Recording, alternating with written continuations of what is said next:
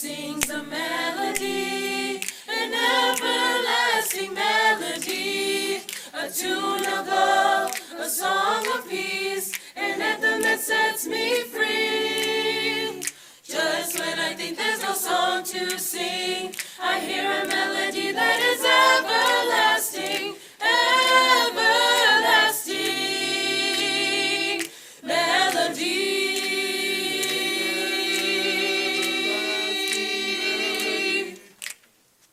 My heart sings a melody, an everlasting melody, a tune of love, a song of peace, an anthem that sets me free. Just when I think there's no song to sing, I hear a melody that is everlasting, everlasting melody.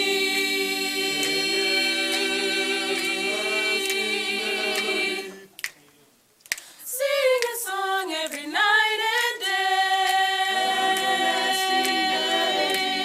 day, a melody that will last always. I will forever sing my song, a melody that goes on and on.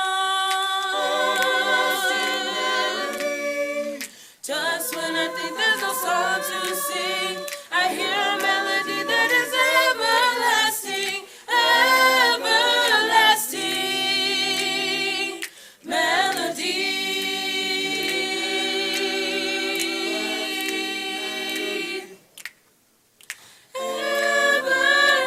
Everlasting melody, everlasting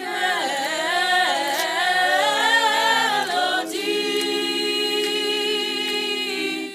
My heart sings a melody, an everlasting melody, a tune of love, a song of peace, an anthem that sets me free. Just when I think there's no song to sing, I hear a melody that is everlasting, everlasting melody.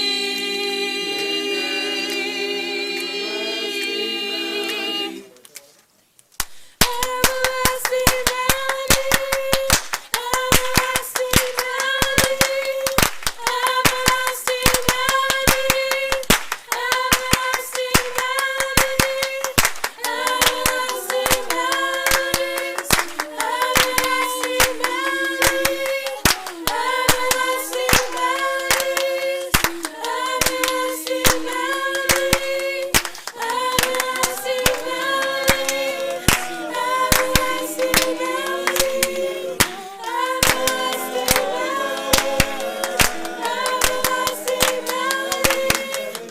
everlasting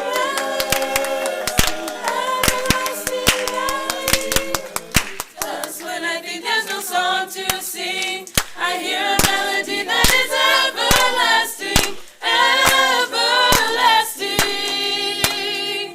melody.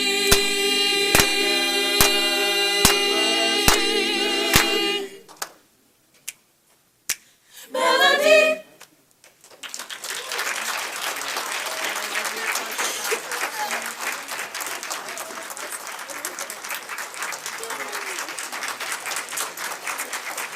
Thank you very much for listening to us. Again, we are the Guilford Concert Choir, and have a good night.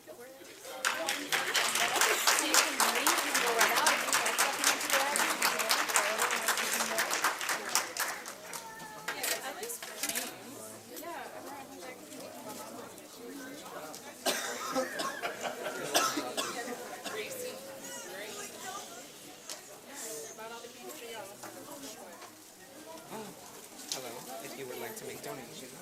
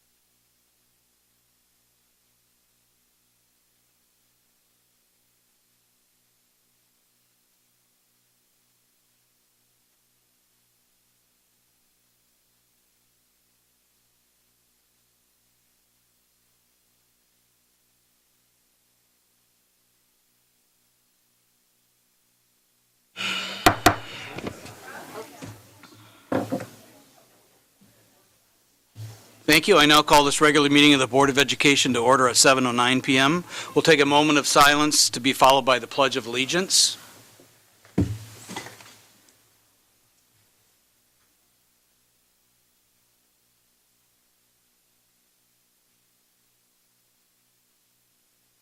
pledge allegiance to the flag of the United States of America and to the republic for which it stands, one nation, under God, indivisible, with liberty and justice for all.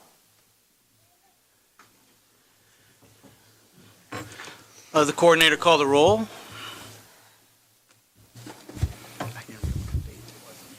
Mr. Dixon? Here. Mr. Rollins? Here. Mr. Scrivano? Here. Mrs. McCulloch? Present. Mr. Siegel? Here. Mr. Connor? Here. Mr. Escobedo? Here. With 7 present, we have a quorum. Very good. I'd like to also thank at this time Jefferson High School graduate Rod Waddell and Alan, who are working behind the scenes to produce our broadcast on Channel 20 tonight. So thank you for both, all that you do for us. At this time, we'll recognize and celebrate outstanding contributions of our students and staff. Mr. Earl Dotson will present.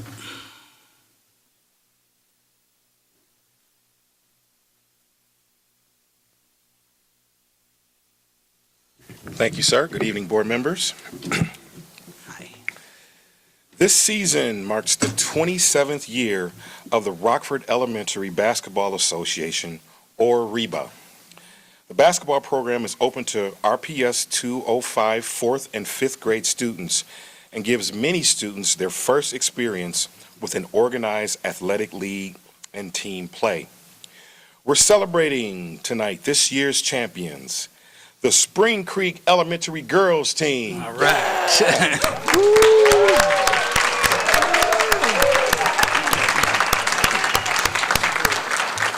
And the STEAM Academy at Haskell boys team. In the girls bracket, the Spring Creek girls team defeated Whitehead in the championship game 14-11. In the boys bracket, the Haskell boys team defeated Froberg in the championship game 53-28. Congratulations to all the teams for another fantastic season, especially to Spring Creek and Haskell.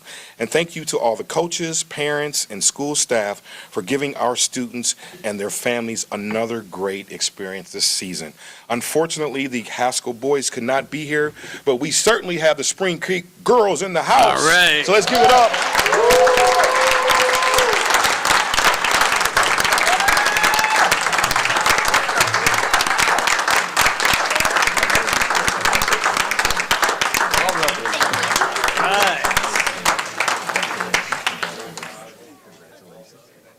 Oh, they got the T-shirts, looking good. Congratulations! Nice job, nice job. Congratulations! Great job! Congratulations! Congratulations! Got the medals going. Congratulations! Congratulations! Congratulations! Congratulations! Congratulations! Ray, bringing home some silverware. All right, nice job. Gotta start over next year. Great job. Really. It's a great turnout.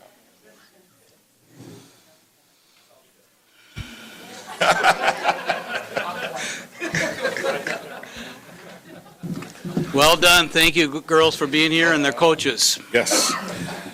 Up next, Rockford Public Schools had 6 teachers in the pool of 20 finalists for the 2018 Golden Apple Award, given annually for excellence in education.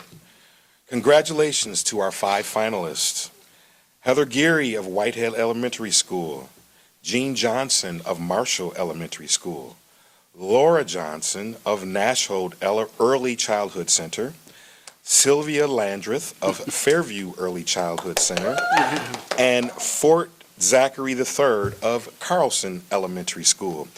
And congratulations to Golden Apple Award winner Rachel Hutson, excuse me.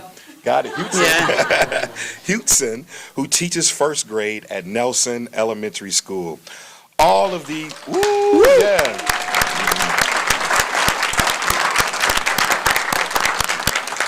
All of these outstanding teachers will be celebrated April 27th at the annual Golden Apple Awards banquet. Congratulations. But we're not done. Hang on. Okay. The Golden Apple Foundation Puri Family Outstanding Principal Award, Johnson Elementary School Principal Amber Miller received. All right. Yeah, Amber. Received a huge surprise earlier this month. After hurrying back to school from a meeting downtown, she was surprised by a gymnasium full of celebratory students, staff, and family. Mrs. Miller is the 2018 recipient of the Golden Apple Foundation Puri Family Outstanding Principal Award, given each year to recognize excellence in school leadership. Dr. Jarrett told the Register Star she has a great intellectual curiosity.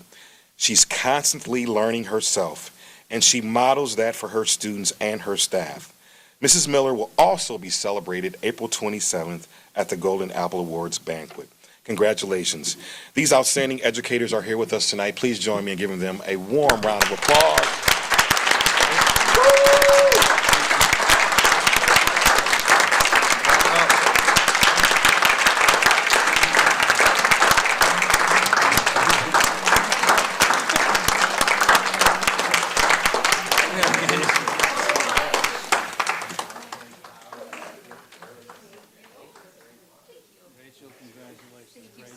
Forward to seeing you on Friday. I'd hug you, but I think I might fall off. Rachel.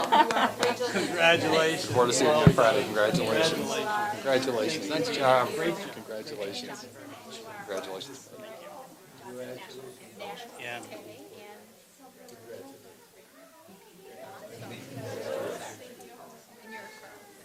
Okay.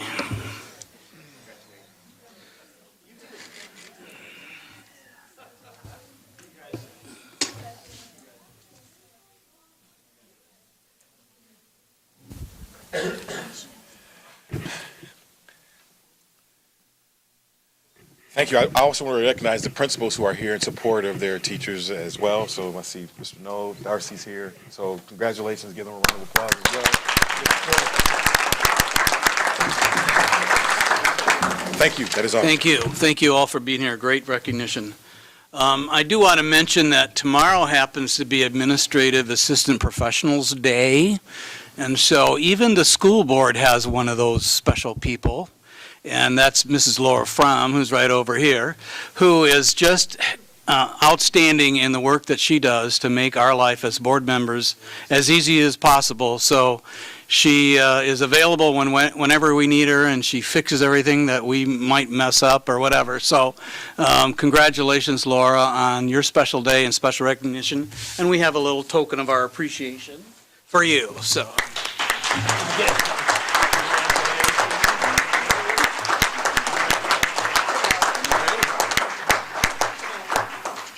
Sure. Okay.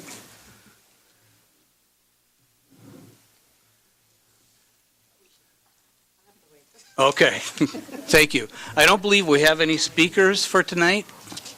Roberta, are you shaking your head? No? Okay. Are there any board member comments at this time? Mr. Escobedo. Yeah, just wanted to point out, something I think significant that from our last board update with regards to the SAT prep course. As we keep talking more about closing the student achievement gap, I guess I just want to recognize, and maybe our superintendent can talk a little more, but the fact that we have companies like First Midwest who are supporting our students and making these programs. I mean, this is such a great opportunity that we've got free access to prep courses. And at the same time, thank you, Ms. Heidi Detman and Ms. French for clarifying some of my questions. So just want to point that out that, it's glad to see that we've got folks like that in our community, and we hope to have more opportunities like that for our students. I think the numbers were an all-time record high this year for that, so if I remember right. But great. Any other board member comments? Okay. We'll move on then to consent portion of our agenda, including the following: the meeting minutes of April 10th, 2018, payroll, accounts payable, purchase orders, construction bid request log, contracts under 10,000, and travel. The bid recommendations for the stage curtains and rigging, the digital fingerprinting equipment, the Marshall HVAC controls bid, the flooring at Auburn East and Guilford, the flooring at Eisenhower, Riverdale, and Marshall schools, and Bloom and Brookview asbestos abatement, the Flynn asbestos abatement, as well as the Marshall asbestos abatement, the athletic trainer rebid, and the interactive whiteboard equipment, the recurring contracts for workplace, and the fiscal 18 audit services for Sickage. The other consent items, including the resolution notice of public hearing on the tentative budget for 2018-19, the monthly investment report through March of 2018, the financial results through March of 2018, the workers' compensation agreements for KA, the housing incentive resolution administrators revision, the REA memorandum of understanding for RPS family attendance, the REA Memorandum of Understanding for the Employer Assisted Housing Program, the new school construction change order logs, and the Freedom of Information log. Is there a motion and a second to approve these consent items? So moved. Moved by Mr. Connor, Second. second by Mr. Siegel. Are there any consent items that board members wish to have pulled for separate consideration? Mrs. McCulloch. 8C, D, and E. You can do them as a group. 8C, D, and E, okay. Any others? Okay, I'll have the coordinator call the roll on the approval of the consent items not pulled. Mr. Dixon? Yes. Mr. Rollins? Yes. Mr. Scrivano? Yes. Mrs. McCulloch? Yes. Mr. Siegel? Yes. Mr. Connor? Yes. Mr. Escobedo? Yes. The motion passes unanimously. I'll now take a motion and a second to approve items 8C, D, and E as a group. So moved. Moved by Mr. Connor, Second. second by Mr. Siegel. Discussion and questions. Ms. McCulloch. As we're doing an ongoing deep look at our facilities master plan and how the money's being spent, what we have left, according to the administrative reports, all these, the Marshall, the Auburn East, Guilford, and the flooring Eisenhower, Riverdale, and Marshall are all captured under that facilities master plan. What do we have left? I would just like a report to come back to us, not before we vote on it, but what's left. I guess, why not what's left at all the schools? So that as these come up, I don't have to ask the question. I can just take a look and see what is it that we have outstanding. Because I notice also some of the, like asbestos abatement that we've already voted on, those came out of facilities master plan with some of the money coming out of contingency funds from that master plan, I'm sure, right? So if we could just kind of get that update, and so I just targeted those three to ask for it. Yes, we will be doing an end of fiscal year report on the status of the facilities master plan as well as the deferred maintenance plan and the life safety bond. So we're going to do a comprehensive report. But that being said, and Mr. Schmidt is here, my understanding is that what is left are the two new buildings, of course, that were still in process, and then a lot of the interior finishes. So the flooring, painting, and furniture. Is that correct, Mr. Schmidt?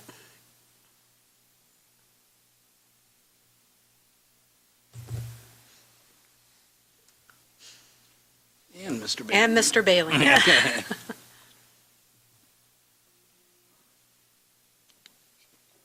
Yeah, of the $250 million plan, we have approximately $205, almost $206 million that's already paid out. $32 million and some change is what's committed right now. 22 million of that is the new schools and a few other projects. We have about 13 million that's uncommitted right now. That includes some of the additional furniture where we had $4 million within the capital plan, along with some of the demolition of the old schools. Architects, engineering fees, it's almost $7 million of construction work that's going to be basically left in the capital plan after this summer. And the bulk of that is going to be interior finishes with a couple security entrance vestibules, along with the flooring and the painting in the schools. We've already completed the bulk of the capital plan with the larger projects. The last one we just bid out, which you have tonight, plus Flynn HVAC and MEPs, which was $3 million. The last addition for the elementary schools, Carlson, is going to be finished up here in the next few months. So the bulk of it is just interior finishes. So could you just, initially, we were going to do 4 million for furniture. Was that in buildings that weren't being remodeled and I mean, how did we decide you can't furnish all the buildings for 4 million?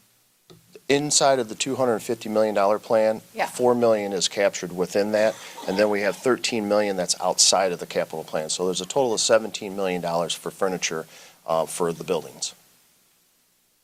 And we haven't expended all the of the allocated 4 million within the 250 million. We haven't expended all that yet. And then you said that, what did you say about $7 million being left? Yeah, it's in construction work. We can put a more detailed on there. These are just some of the numbers that we're looking at, the dashboard that we always create for the operations committee. That's construction work out there. As we look at the 13 and some change that's still uncommitted, that means we haven't issued POs or anything. About 7 million that is actual construction work, where that construction work would be, like tonight you approved, or you're going to approve here, the flooring and the painting at some of those schools. That's mostly what that work is. Good 96%, 95, 96% of that 7 million. But it is all items that were identified as part of the plan. Yes. And is there an estimate of what we're going to have? I know you have bids coming on these, but we're coming up to the end, about what kind of money we'll have after we take care of that? You know, we're seeing some of the prices come in a little bit higher, along with some of the additional abatements. So right now, until we build out some of these, because even some of these interior projects for these interior finishes, we really had no contingencies for them. Right now, we got almost $1 million in unassigned contingency that is kind of sitting out there for change orders or designs on some of this work. So, you know, I can sit there and say it's like $969,000 of unassigned change order or building contingencies out there. But we still have $7 million of projects we still have to bid out, so we don't know where the pricing is going to come in on those. I'm sorry, I didn't understand the part about not having contingencies for interior finishes. Well, it's sitting I in there. thought we had just a blanket Yeah, contingency. it's that bucket I'm talking about. Yeah. Go ahead. All of the projects except the interior finishes had contingency assigned to them at the time of the Facilities Plan Oversight Committee report. The interior finishes, we did not assign contingency to.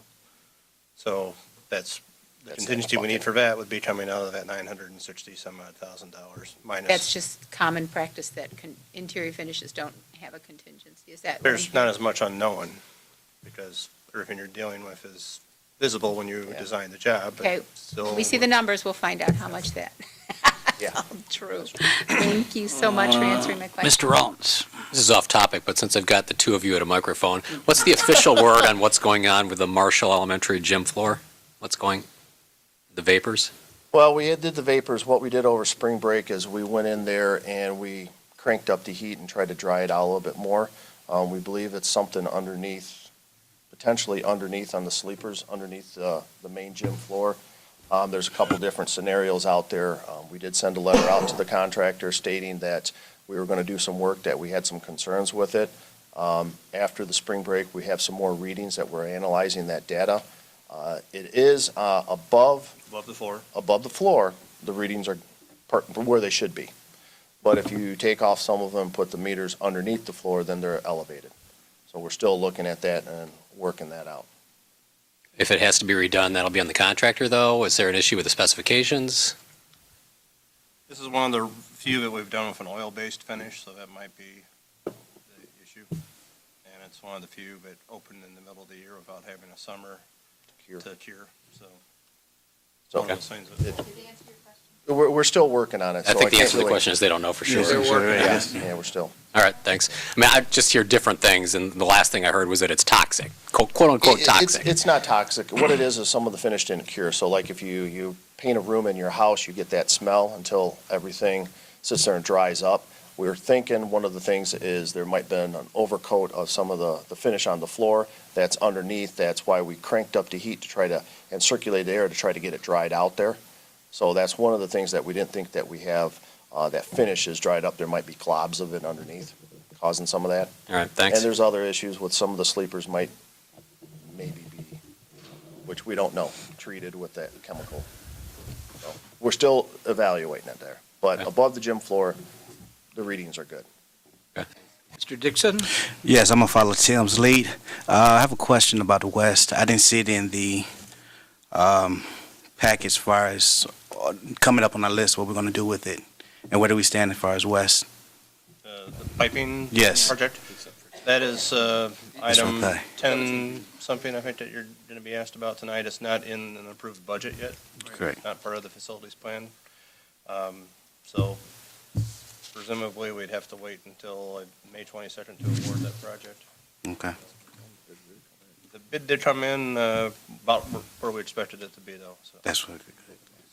All Thank right. Any other questions or comments? Now I'll have the coordinator then call the roll on the approval of items 8C, D, and E. Mr. Rollins? Yes. Mr. Scrivano? Yes. Mrs. McCulloch? Yes. Mr. Siegel? Yes. Mr. Connor? Yes. Mr. Escobedo? Yes. Mr. Dixon? Yes. The motion passes unanimously. Okay, we're now moving on to closed session consent agenda items, including the following: the appointment of Starla Copeland as a 10-month elementary certified dean. I believe that's at Ellis. Appointment of Angelique Malone as a 10-month assistant principal. I believe that's at West. Appointment of Todd Schmidt as executive director of operations. The HR organizational report and addendum. And the closed session consent items, including the student disciplines, unless otherwise noted, modified below, the board adopts and accepts the hearing officer's findings and recommendations in the following cases in which students expelled or suspended are prohibited from being on school grounds and school-sponsored activities without the prior written permission of the principal. The expulsion for student 2031 is held in abeyance contingent upon an EIA agreement for the remainder of this school year through the second trimester of next school year. The expulsion of student 2032 and 2033 are held in abeyance upon, contingent upon an EIA agreement for the remainder of this school year and the entire 18-19 school year.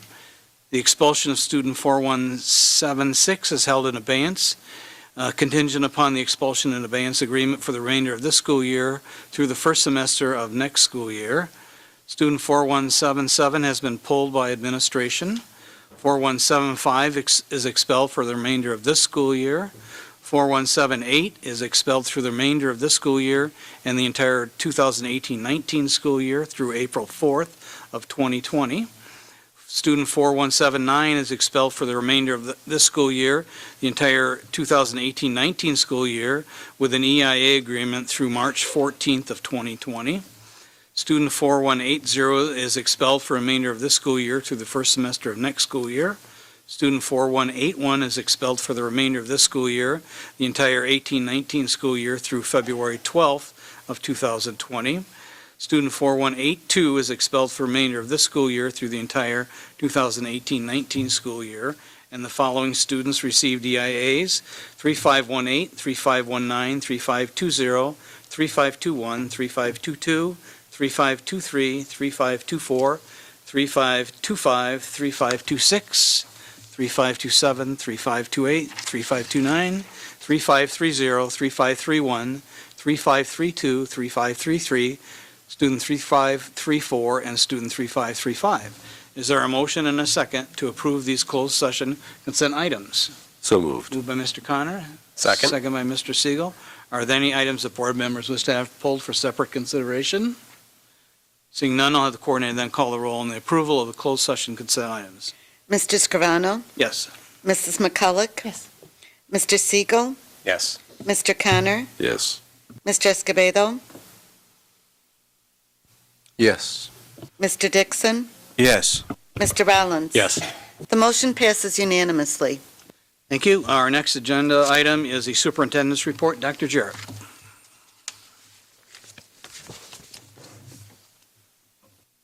Thank you, Mr. Scrivano. We mentioned about a month ago that we would start the conversation with the board tonight about what the committee of the whole concept would look like. So we do have later in your agenda, you have the opportunity to review what kind of policy change would be enacted.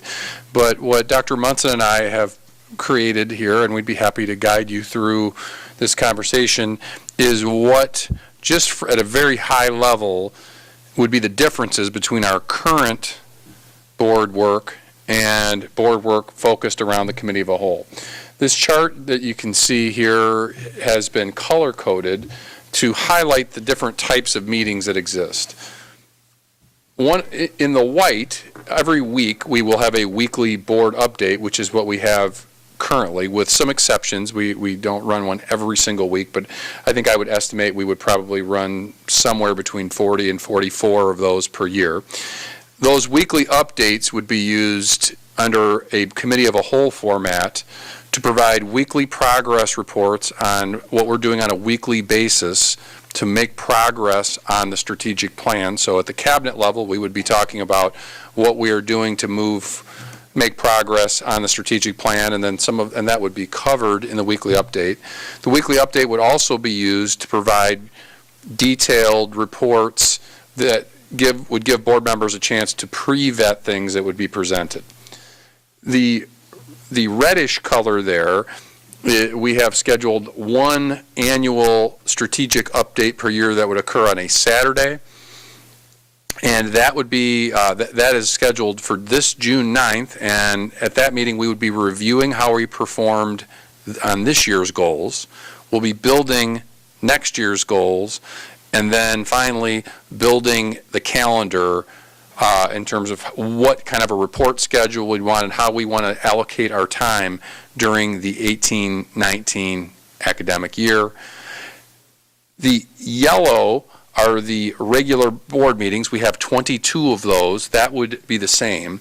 I think one of the things that would be significantly different about board meetings under a committee of a whole structure is there would be some opportunities for reports. What we would do is take the 22 opportunities we have to have a superintendent's update and use that to ensure that we have a minimum of one high-level committee.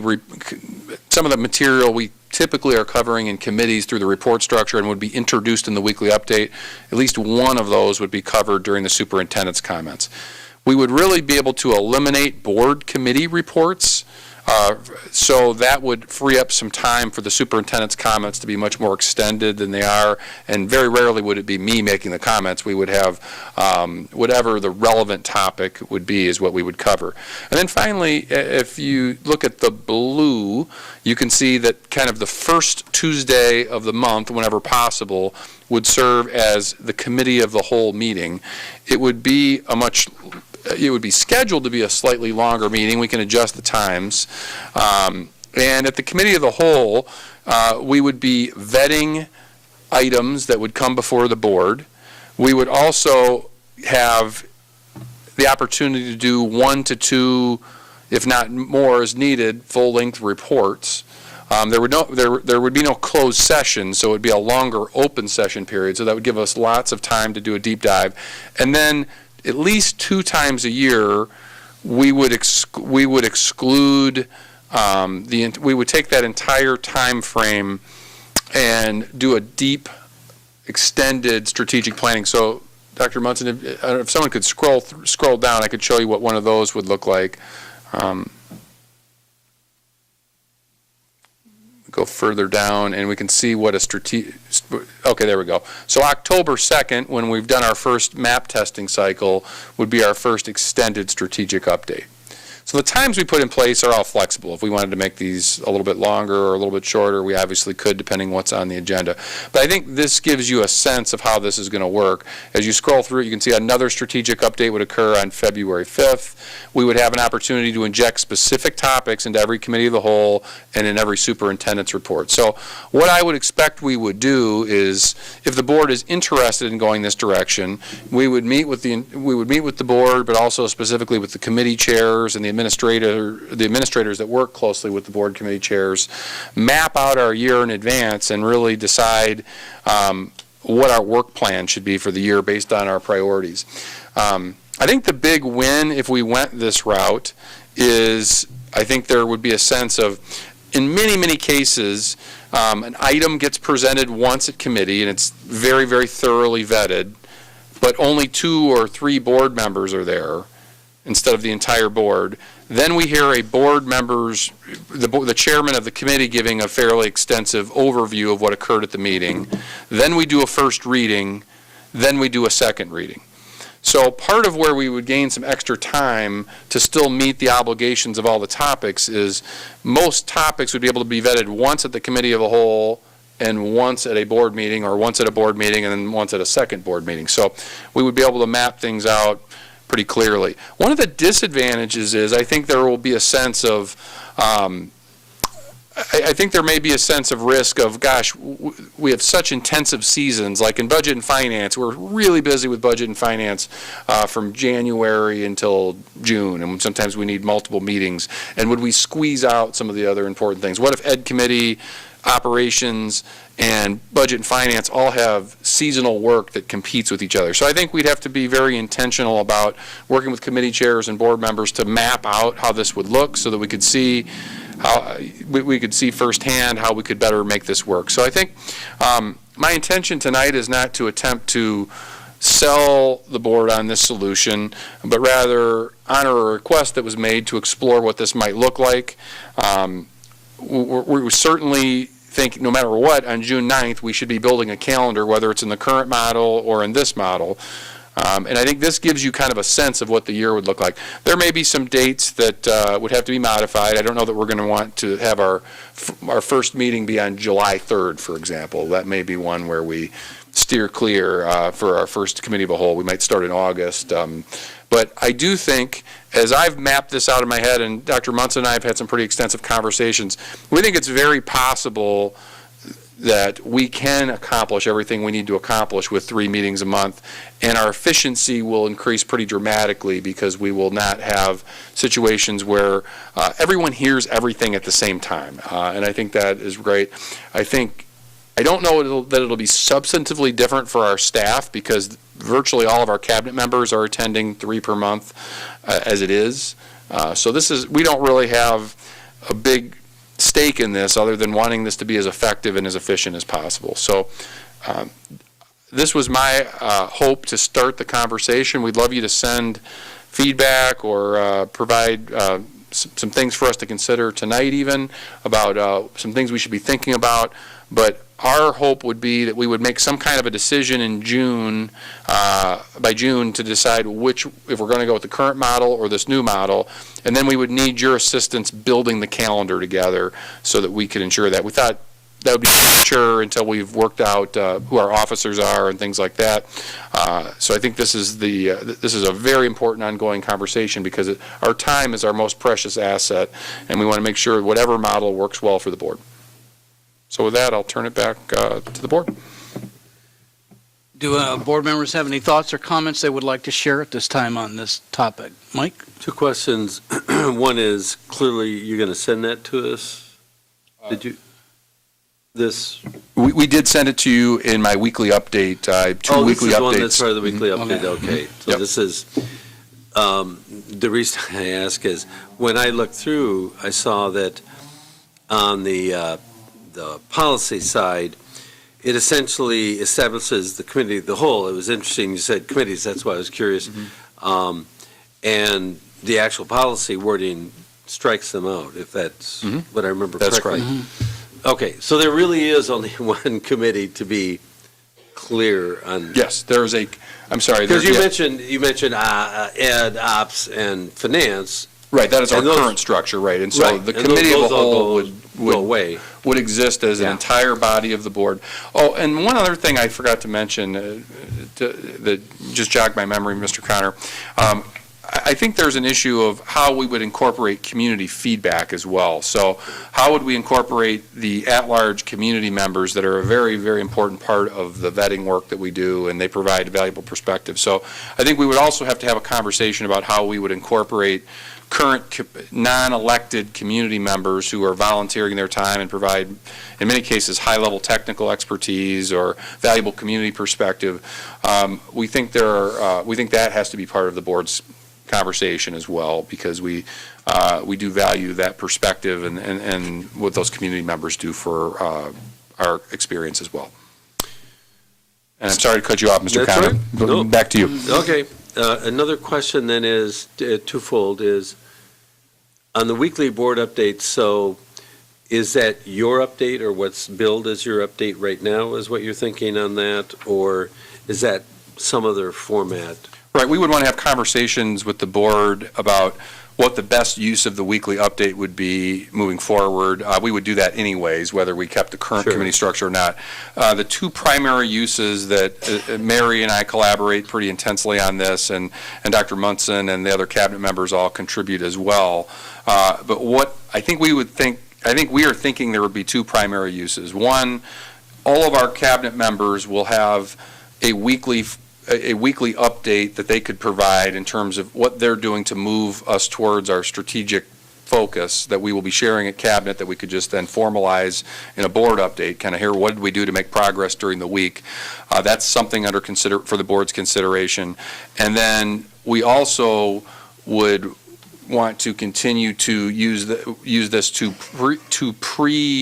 preload some high-level reports so that you have time to, in many cases, to get some advance opportunities to review reports, or in some cases, instead of having the report be something that is formally presented, it could be presented in written form, and then just questions could be asked. Those are all options for how the board could use the weekly update. But we really, and then we would continue as they come up to inject problems of practice as we've done. But I think the primary use of the weekly update would become much more of an intense support to the board's work, as opposed to me sharing a few things that I think the board would be interested in knowing, or to give the board a heads up on some things. I think it will be used much more proactively in this model moving forward to show what kind of progress we're making, but also to pre-vet reports, et cetera. So another question is the 7 to 9. So when I read the update and looked through this, I guess the part where I was not 100% sure is that totally understand that the committee reports would no longer be a part of that. But on the 7 to 9, clearly, as you said, we have the first and second readings and all that. So is it our intention to have, I don't know what term frankly to use, so I'll just say a more informal way of doing 7 to 9? So there are certain structural things like, say, the consent items, et cetera, Right. et cetera.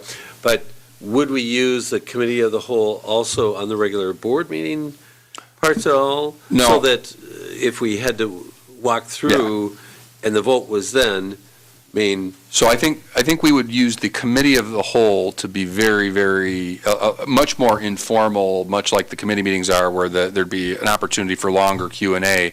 We would use, and because I think that vetting will probably take up a lot of time on the committee of the whole nights, I think it's going to be really important then in this model for us to make sure the superintendent's report time is used to provide one or two, even two reports if necessary on our typical Tuesday, second and fourth Tuesday meetings.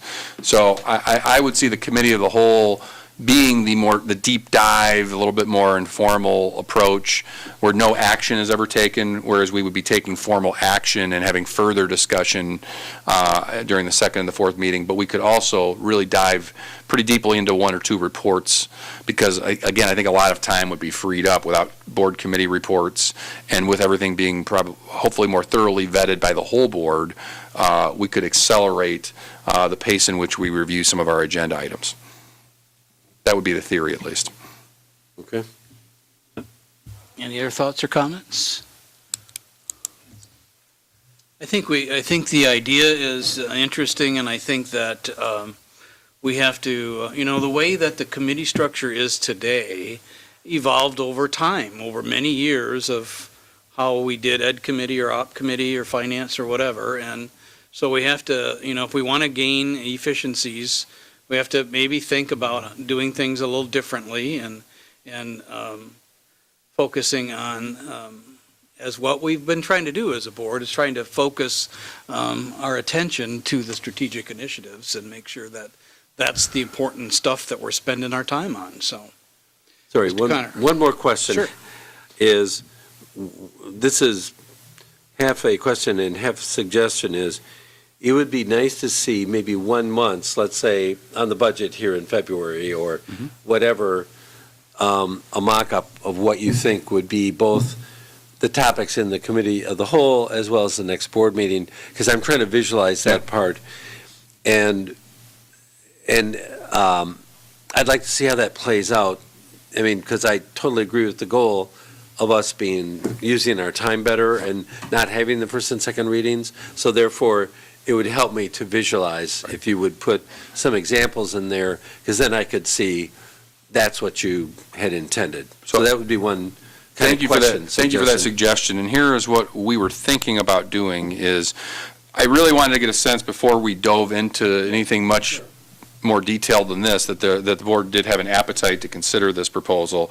I think the second step would be to sit down with Mr. Connor and Mr. Rollins and Mrs. McCulloch, along with the administrators who are the primaries for those three areas, as well as inviting the second board member who serves as the committee chair, and have a little mini meeting, kind of review the previous year, kind of map out into this calendar where your kind of big rock, your non-negotiable items fall. We could map this all out and see if this works for us, and see if there's any challenging months or times of the year where it's going to be really hard to squeeze it all in. So if there is that level of interest, we'd love to work directly with the board as well as the administration to kind of take this really blank slate that we've laid out for you, fill it in. We would add a couple columns where we could say, hey, room for report 1, report 2, and really kind of map out the things that we know are going to happen every year, see where that leaves us. And then I think, to your point, Mr. Connor, the board will have a much stronger sense of whether this new model would work well. And are there enough meetings here to get all the work done? Because in theory, you're losing about a third of your of your total time that you're dedicating to committee work right now, but you're in theory gaining some efficiency by having 100% of the board at all of the committee meetings. And so I'm not exactly sure if the math works or not, but I would love to at least give it a shot if the board is interested in looking at that. Mr. Rollins? Yeah, so I had meant to comment on some of the things that were in the superintendent's update on the committee of the whole, and I didn't do that. I apologize, but I'll just bring them up now. And I think you answered this question, but what you said isn't, and this was one of my concerns here, is that one of the things that was in the superintendent's update is that one of the tasks of the committee is to vote on recommendations and to decide if issues are ready to be taken to the board. And I was just going to say that's not really, voting was not what I was thinking of when I was thinking in terms of the committee. I mean, certainly not voting. Vetting might be a better word. Okay. I think so too. I think I think the way I would envision it working is there's some pretty heavy duty vetting that goes on, much more of a free flowing conversation, and then we could still have a similar voting process that would allow us to move those items forward. And the board meetings would be largely reports or a much more formal conversation about voting them up or down. And then the other thing that it sort of stuck out to me was to focus on consent agenda items that will come to the board for final decision. I'm not sure that's really what we're looking for the committee either. Yeah, I don't know that would be necessary either unless it ties into the reports. So this was us just kind of throwing a lot of stuff out there, but I think that, I think the largest focus would be on really high-level topics that need a lot of conversation that happen every year. Consent items obviously will vary from meeting to meeting in many cases. Okay, any other? Ms. McCulloch, did you ever lay in? No, okay. Okay, anything else for superintendent report?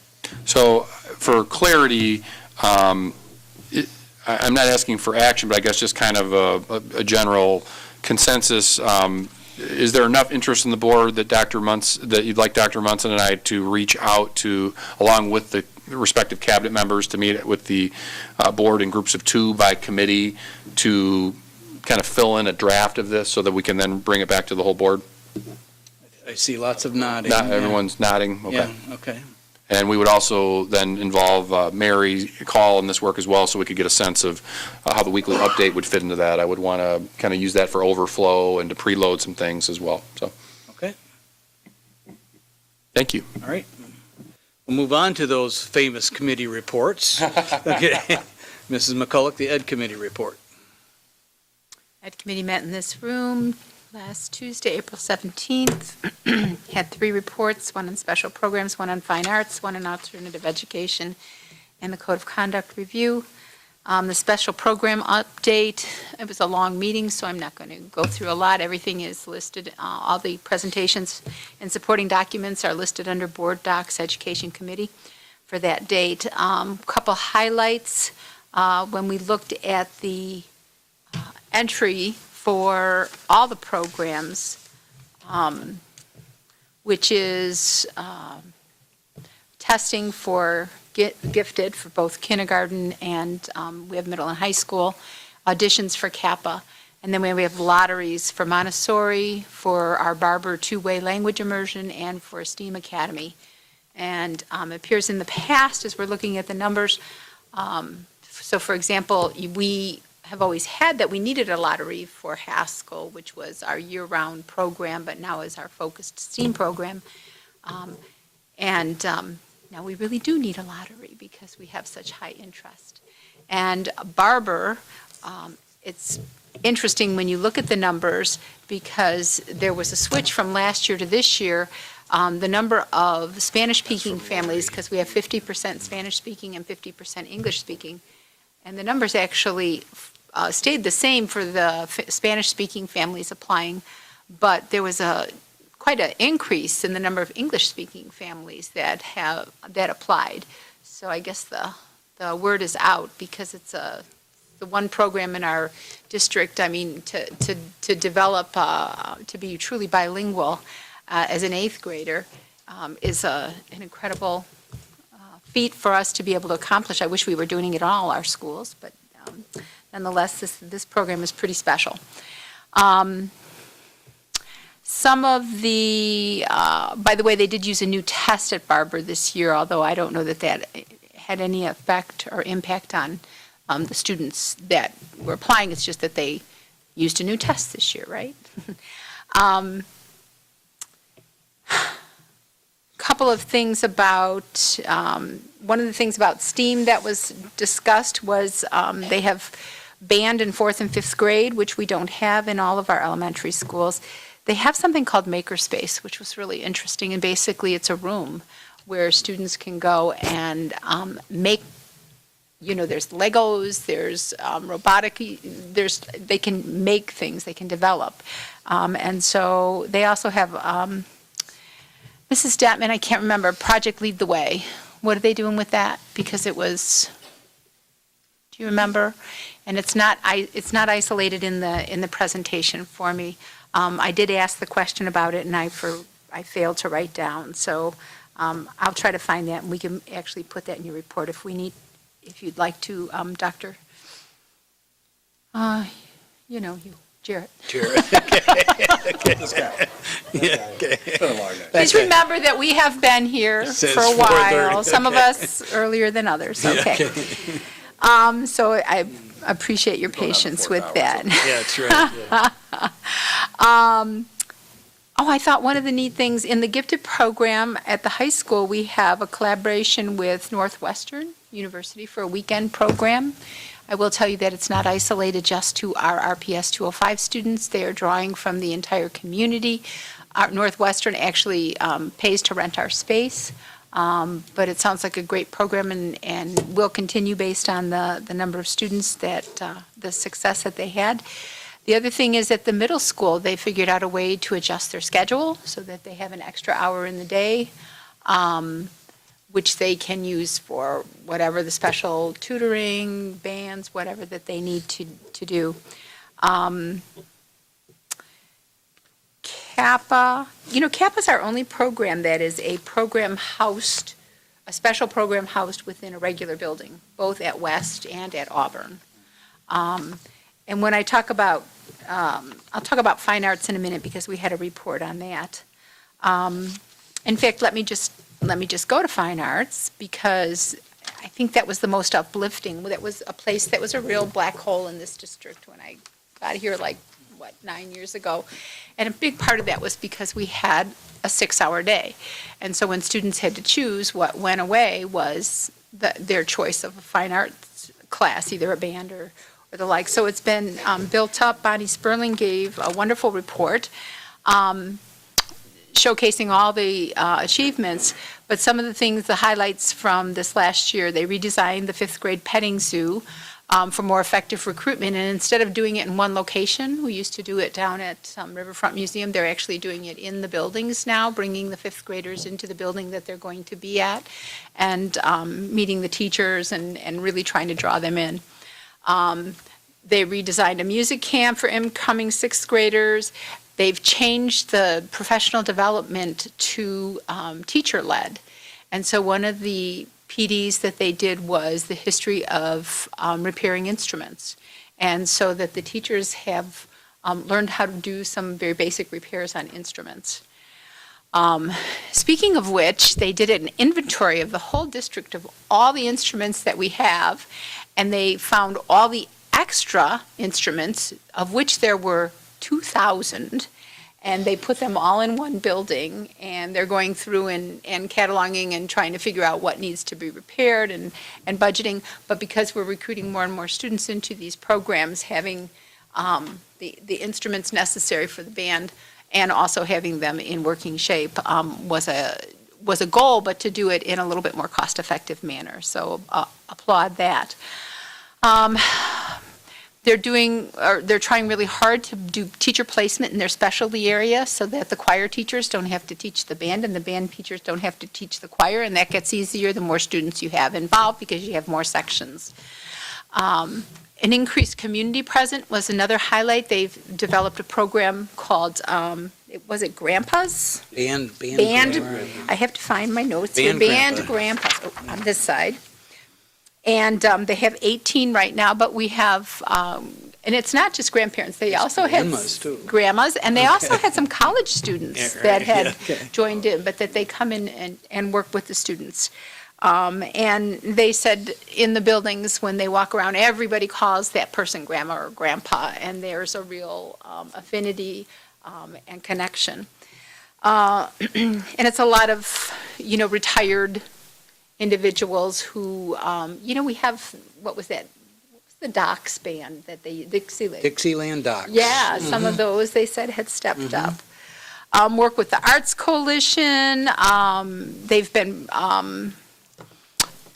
they have space to hang fine art at, Stewart Square and, remember the other places? There's like 3 places, Stewart Square, Newtown Police Station, and District 2 Police Station. So the artwork is getting out there. Madrigals is back in the district. I remember when Madrigals, the very last one, went away at Guilford, and now we have it at East.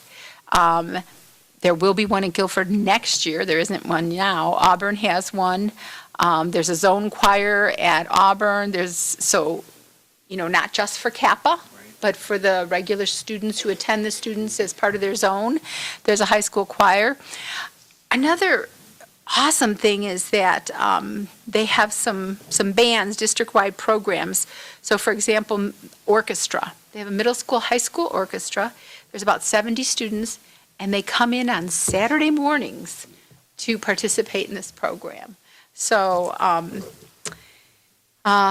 we now have 5th grade bands at Froberg, Haskell, Montessori, Marsh. I already talked about Marshall. Those all started as after-school programs, have now moved during the day. So let's see, Grandma and Grandpa, all fine arts theater. So, the other thing is they combined, and you might remember this, that they combined all their programs into a 1 week long arts week sort of thing. So they have Fine Arts Week with theater workshops, the musical festival, gallery walk. I'm trying to think, there was the Coronado performance, yeah, All City Musical Festival, the Mendelssohn Performing Arts Center, the gallery walks, like I said, and the workshops. So a lot going on in fine arts in our district, and it was a really positive report. Mr. Escobedo is the other board member on this committee. If I fail to mention something that you think is Mariachi band. of interest. Okay. There you go. Okay. Thank you. You were listening. I was listening. See, I always say, Okay. talk in the microphone. Somebody's listening. No, I think, as you mentioned, our fine arts director has done a wonderful job of being very inclusive and growing the program. And I think the other key part was that we learned there's a lot of students, as you mentioned, joining the music program. So I think it was Risa and Lincoln that are growing very much in numbers that were compared to years before. So it's just incredible. The other item, I think we reviewed the student code of conduct. Yeah, I was just getting to that. Yeah, Lincoln is up to 123 students and Risa up to 173 students. And I had on here that the strategic programs, we had 6 in the district in 2013 and we have 29 currently in the fine arts area. So our third presentation was, as you said, and please chime in if you need to, was on our special or alternative services. One of the updates, I'm looking for it, was from the ILC, the Innovative Learning Center. Kind of always wonder how we're doing. Since beginning in August 2012, which is when we blew up, they've served 2,027 students, and this is as of January 30th of this year. The students there have earned 6,845 credits, 6,845 credits. 69 students graduated that completed the diploma requirements of RPS. There's a comprehensive curriculum aligned with those courses offered in the public school. And in 6 years, they've served approximately 215 EIA students, and that's our expulsion in abeyance students. And of those students, 99% successfully completed their probationary period. Only 4 students exited the program, and 3 were for lack of attendance, only 1 for disciplinary problems. So pretty good return on our investment. And the students are, that's our program that has, for anybody who's unaware, we have 3 sessions a day. We have a morning, afternoon, and the evening sessions, and students do kind of a comprehensive learning environment, a lot of work on the computer, but we also have small group classes there. It's not totally just on the computer. The report on the Student Code of Conduct was prefaced by information about the improvements in our behavior trends across the district, that our students have. There are just way too many pieces of paper.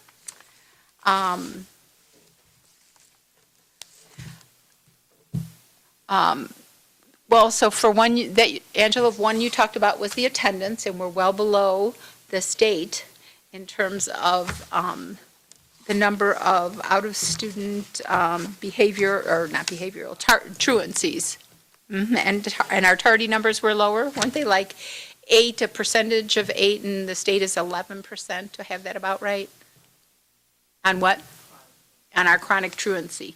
So in other words, students who are absent, is it 12 or 20 days? You guys didn't mention that. Students, a chronic truant is? So a student who's absent 10% of the school day, or 10% of the school year that they've attended, is well below the state average for what that is, by like a 3%. At the end of the day, there's a long process that they go through to come up with, to look at the current student code of conduct and develop any changes that they believe are necessary. By the way, all the charts on the trends, and they're all in the report. And I don't know that I'm going to do justice without, because there's not exact numbers, there's percentages, and you can see. The good news is that all the lines are going downhill, meaning there's reduction in the number of referrals, reduction in the number of arrests, reduction in the number of bullying and threats. Spoke a little bit to the numerous programs that are available that are being used throughout the district to help reduce those incidents. At the end of the day, the student code of conduct didn't need a lot of change, it seems. I did write this one down. There is one area that is getting a key weapons offense change under dangerous objects. Did you see this? We're adding fidget spinners. So that must have come out of your meetings at some point. I needed a levity at this point. The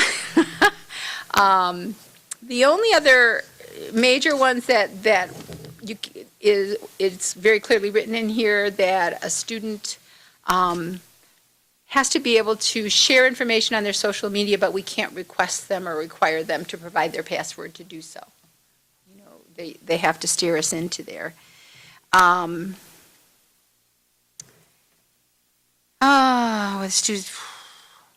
Yeah, all the other ones are a little like add a space, remove the word problem, something in parentheses, so you can see those changes, and that is not on our agenda for tonight. So is it coming to the next meeting?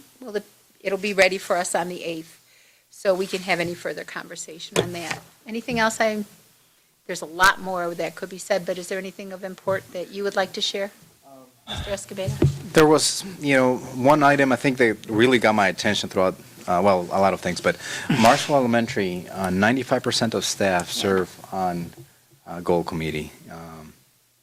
And so that's excellent participation. And my comment was, what are we doing different at certain schools that we can get this great participation, and what can we learn from, whether it's the way it's been implemented, or what are we doing to get that level of participation that we can roll over to other schools, and what can we learn from that to get more participation in other schools? And it was, 95% of staff serve on goal committees. Yep. 60% of staff serve on a goal committee. Is the following one. At Auburn, 90% of staff serve on a goal committee. We also had some numbers for Montessori, which were like in the 60 percentile too. So, so when we talk about 95% participation, we must be doing something right that we could learn. Level of engagement. Yes. So we meet again in this room the third Tuesday in May, and I wrote that down too, but It's probably the 22nd. yeah. And that ends my report. I'm sorry if it was too lengthy. Mr. Rollins, the Finance Committee. Sure. Before I get into the Finance Committee report, could I just ask Mrs. McCulloch to clarify something? You said for ILC, which we've had since 2012, we've had 60-some graduates, but is that because a lot of the kids who go there go back to their home schools, end up going back to their home schools and graduating from their home schools? I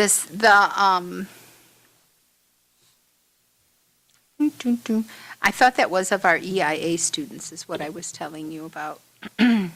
6 years, served approximately of those 99 successfully completed, 69 students, yes. So 69 students graduated directly from ILC. Our other students can choose to go back and finish their programs at their, and that's out of, students can go there for a semester, for example, on an EIA. We all know this as a board. They might be there for a year. They might be there for a year and then by choice, because it is a choice that a lot of families make, and students, especially if you work and you want a program that you can fit your high school experience in around your work schedule.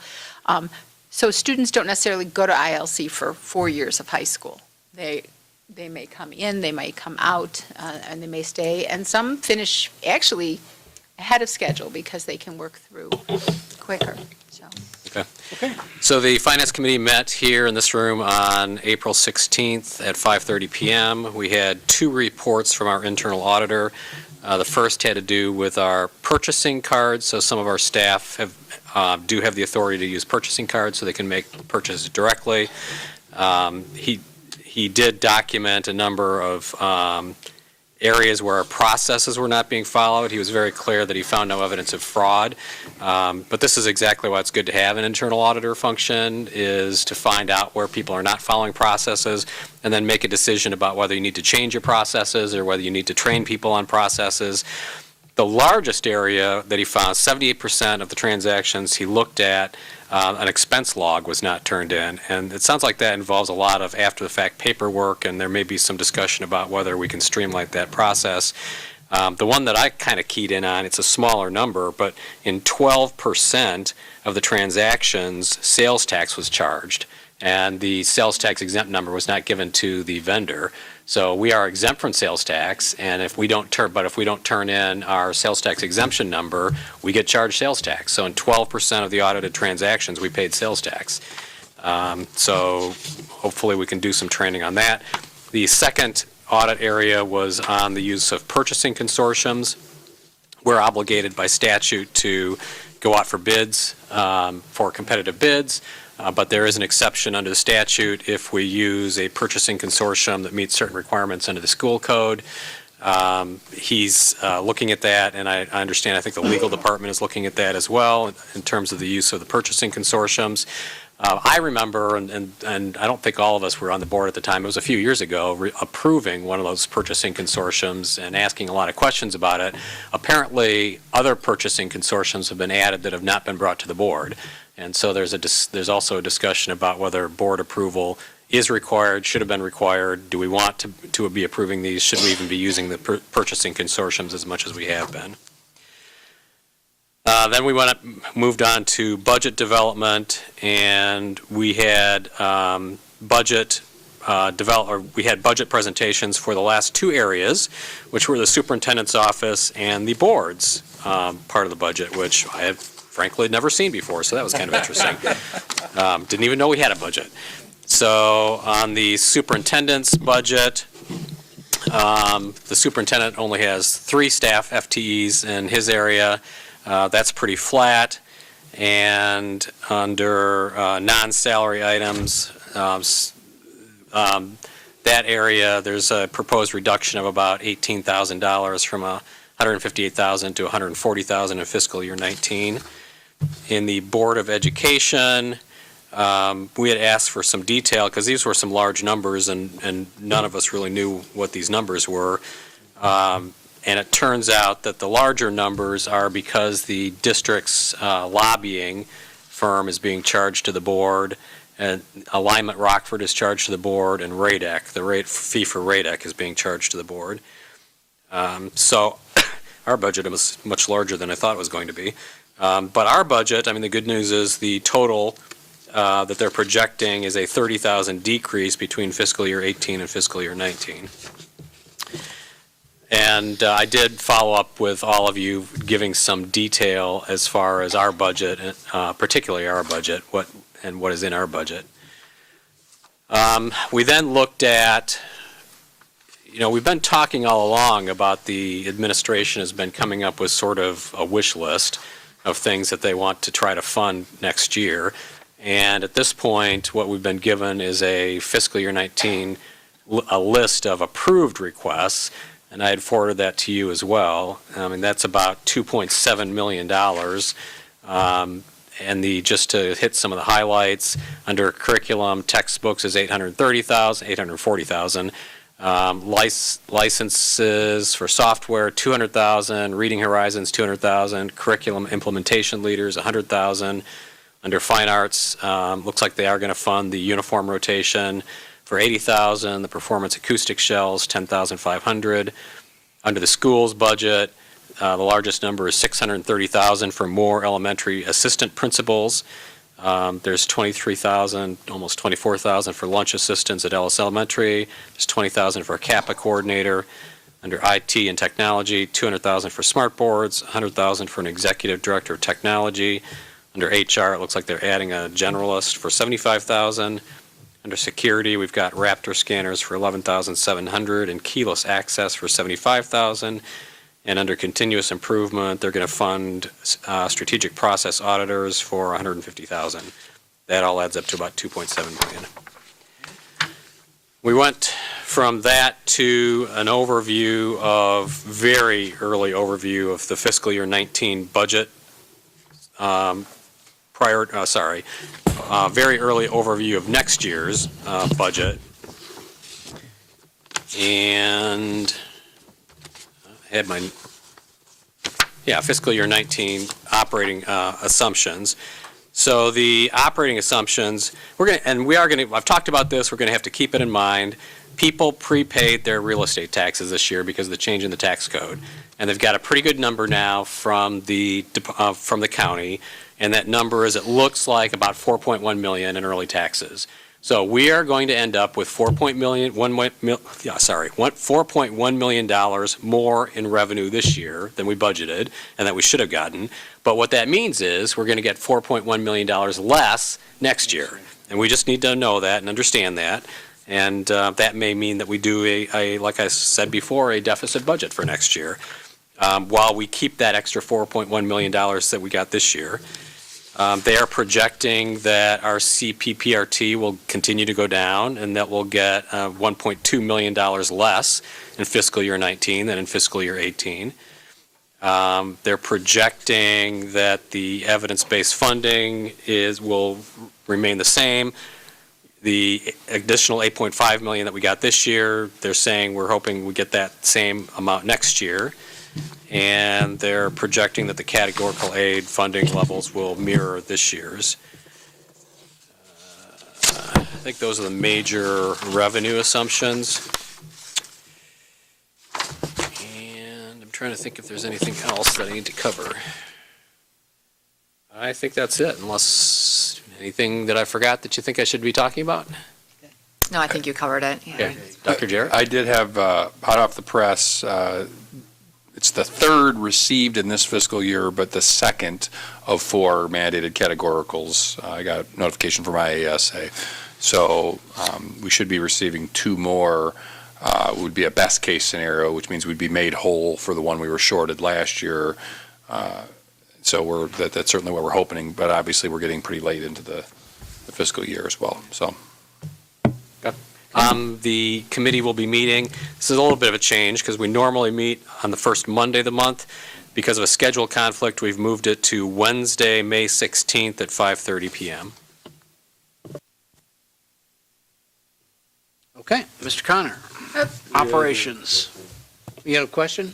I did. Okay. On our budget for the board, is the membership for the School Board Association, we didn't pay it this year, and you said we were down 30 for next year, so we should have been down this year, right? Because isn't that like... We did pay it for this year. We paid that way back in the fall. Mr. Scrivano and I are going to be meeting with the IASA. We budgeted from, I think, $37,000 down to $20,000 as a place to start negotiations with the IASA. But obviously, if those negotiations go south and we can't come to an agreement with a modified funding schedule with the Illinois School Board Association, then that could be zero, or it could be whatever we bring back as a recommendation. But this fiscal year, we had already funded it. It's for next fiscal year for the FY19. So 17 out of the 30 So next year we're working is from there. I think we're working off a number of, it was somewhere between 35 and 37,000 is what we've paid this year. As we budget for FY19, we set it as 20 as a placeholder, just as a place to start the conversation. It could be less, it could be more, depending on what the board ultimately decides to do. But we do have a meeting scheduled with the outgoing and the incoming president of the Illinois School Board Association, as well as some other staffers. And I've had a very extensive conversation about our concerns about the current model. Okay, Mr. Connor. The Operations Committee will meet in this room on the 1st of May, which is Tuesday at 6:30, and I had already given our report last time, and so we're good until next Tuesday. All righty. I did look up the third Wednesday, or third is the 15th. The third Tuesday is the 15th, so it must be that, yeah, because there's the first, is that right? Yeah. Yeah. All righty, so. Yep, okay. Action items we're moving on to now. Action item 16A is the ComEd agreement for electrical services for the Constant Lane Elementary School. That was presented by Mr. Bailing. Is there a motion and a second to approve this item? So moved. Moved by Mr. Connor. Second. Second by Mr. Siegel. Any questions or discussion? Now I'll have the coordinator call the roll on the approval of this agreement. Mrs. McCulloch? Yes. Mr. Siegel? Yes. Mr. Connor? Yes. Mr. Escobedo? Yes. Mr. Dixon? Yes. Mr. Rollins? Yes. Mr. Scrivano? Yes. The motion passes unanimously. We are now on to new business, and administration is requesting the board to suspend the rules to consider the approval of the STEAM Academy at Haskell 2018-19 calendar alignment. This will allow administration to communicate to families and district departments the date changes, which will now align with the academic calendar approved at our last monthly meeting. So I first need a motion to suspend the rules. So moved. Moved by Mr. Connor. Second. Second by Mr. Siegel. Do we have any discussion on that? Any questions or discussion? If not, we'll call a roll on the suspension of the rules. Mr. Siegel? Yes. Mr. Connor? Yes. Mr. Escobedo? Yes. Mr. Dixon? Yes. Mr. Rollins? Yes. Mr. Scrivano? Yes. Mrs. McCulloch? No. The motion passes with 6 yeses and 1 no. I'll now take a motion and a second to approve the STEAM Academy at Haskell 2018-19 calendar alignment to the RPS 18-19 academic calendar. So moved. Moved by Mr. Connor. Second. Second by Mr. Siegel. Any questions or discussion? Seeing none, I'll have the coordinator then call the roll on the approval of this motion to change the calendar. Mr. Connor? Yes. Mr. Escobedo? Yes. Mr. Dixon? Yes. Mr. Rollins? Yes. Mr. Scrivano? Yes. Mrs. McCulloch? Yes. Mr. Siegel? Yes. The motion passes unanimously. Thank you. We are now on to our second item. The administration again is seeking to waive the rules in order to ensure the below projects are completed during the 2018 construction season. So I'll need a motion and a second to suspend the rules. So moved. Moved by Mr. Connor. Second. Second by Mr. Siegel. Any questions or discussion? Seeing none, I'll have, Mr. Rollins. Yeah, can I just have an explanation of, I mean, this is $3 million of spending. Why are we being asked to suspend the rules on this? Because these are projects that are not in the facilities management plan or in the life safety bonds or the deferred maintenance plan or any other plan that has been previously approved by the board. So we're bringing these forward separately in order, and the reason for asking for the suspension of rules is to ensure that we can start doing the projects this summer and completing them, particularly things like the west piping and so forth. Any other comments or questions? The coordinator then call the roll on the approval of the suspension of the rules. Mr. Escobedo? Yes. Mr. Dixon? Yes. Mr. Rollins? Yes. Mr. Scrivano? Yes. Mrs. McCulloch? No. Mr. Siegel? Yes. Mr. Connor? Yes. The motion passes with 6 yeses and 1 no. Is there a motion now? I'll take a motion now and a second to approve the Facilities Master Plan Deferred Maintenance Plan revisions. So moved. Moved by Mr. Connor. Second. Second by Mr. Dixon. Questions or discussion? Mr. Rollins. I thought I saw Mr. Connor's light on.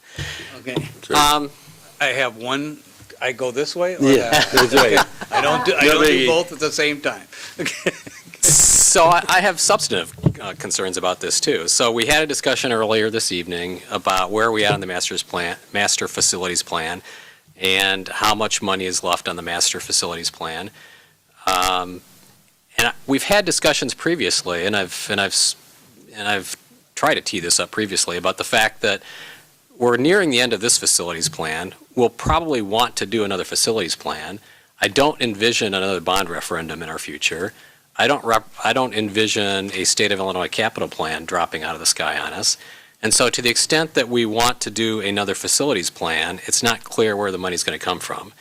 So one possibility of any savings that we realize from our current facilities plan would be to hold that money and wait to see what we need to do with it once we do establish some sort of a process, some sort of a framework for establishing priorities with respect to a new facilities plan.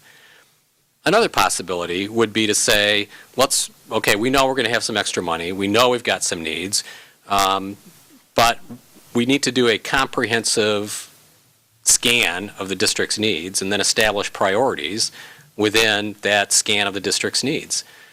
And I don't really get the sense that that's been done. I look at this list, and some of them I think, like the West piping, we've talked about that. I understand what that is. I understand that needs to be done. But there's other things on here. I don't get a sense for why they have a higher priority than other things that maybe we need in this district, or maybe some people think we need in this district. We haven't really even had that conversation. To put it, as a way of putting it in context, I had coffee with the choir director at West a couple of weeks ago at his request. He wanted to talk to me about something. But at the end of the conversation, we were just chatting, and one of the things he mentioned to me is that the auditorium at West was never redone. The auditoriums were done at the 4 high schools, but not at the middle school that has our CAPA program. And it's apparently not in the facilities plan. I'm assuming it's not in the facilities plan. He said he's not been told that there's any plan to do the auditorium. And the word that he used for me was that he thinks it's an embarrassment for the parents who come there. He took photos, he sent it to a company that he said is in that business just to get a benchmark or a ballpark figure of what it would cost. And the response was just to do the minimum to get it up to technical standards would be about $400,000. I'm not going to advocate that we spend $400,000 on the auditorium at West. My point is, I do see on here that we're going to spend $100,000 on a walking path at Jefferson, and I'm just asking the question, who decided that had a higher priority?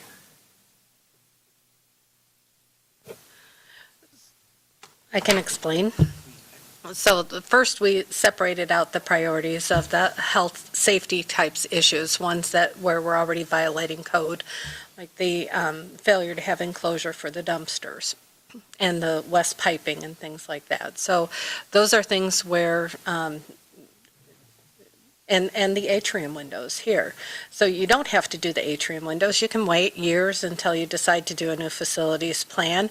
The damage done to the buildings in the meantime will be similar to what happened years ago when you don't address the immediate needs.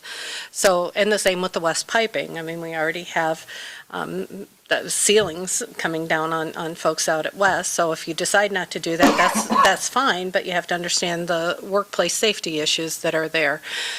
So that's how we separated out first. We did the health safety matters that came before. Then we had a laundry list of asks that were out there from administration, and a lot of good projects. You're right, Mr. Rollins, there were a lot of really worthy projects, but ultimately what we looked at are what's the programming needs right now, and things that the board had already approved, like the expansion of the barber program. Well, if you're going to expand that program, you have to have some place to put those students. And so you already approved the expansion, but now you need to build it out.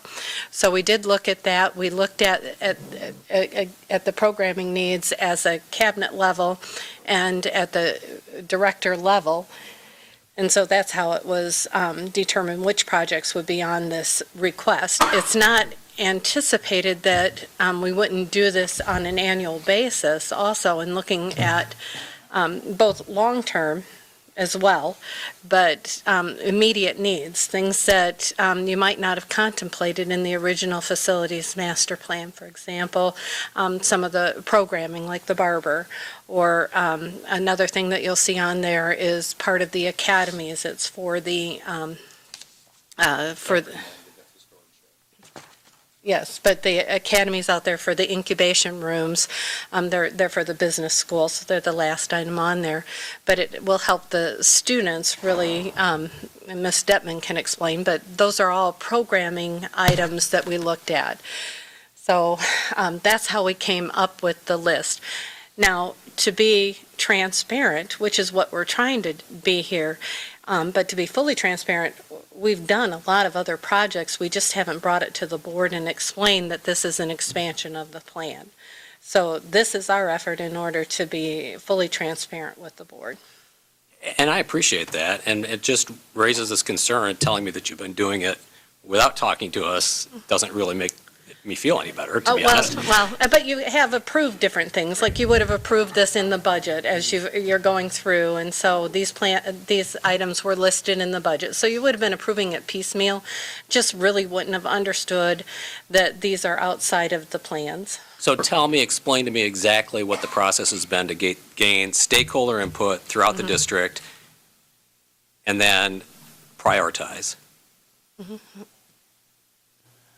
Well, I think, again, I think the first category, these were all items that it wasn't about stakeholder input. It was about whether it was West Middle School with the fixing the piping, or the drainage at Lathrop, or the concrete at Hillman. These are life safety issues. So there was no consensus building process there.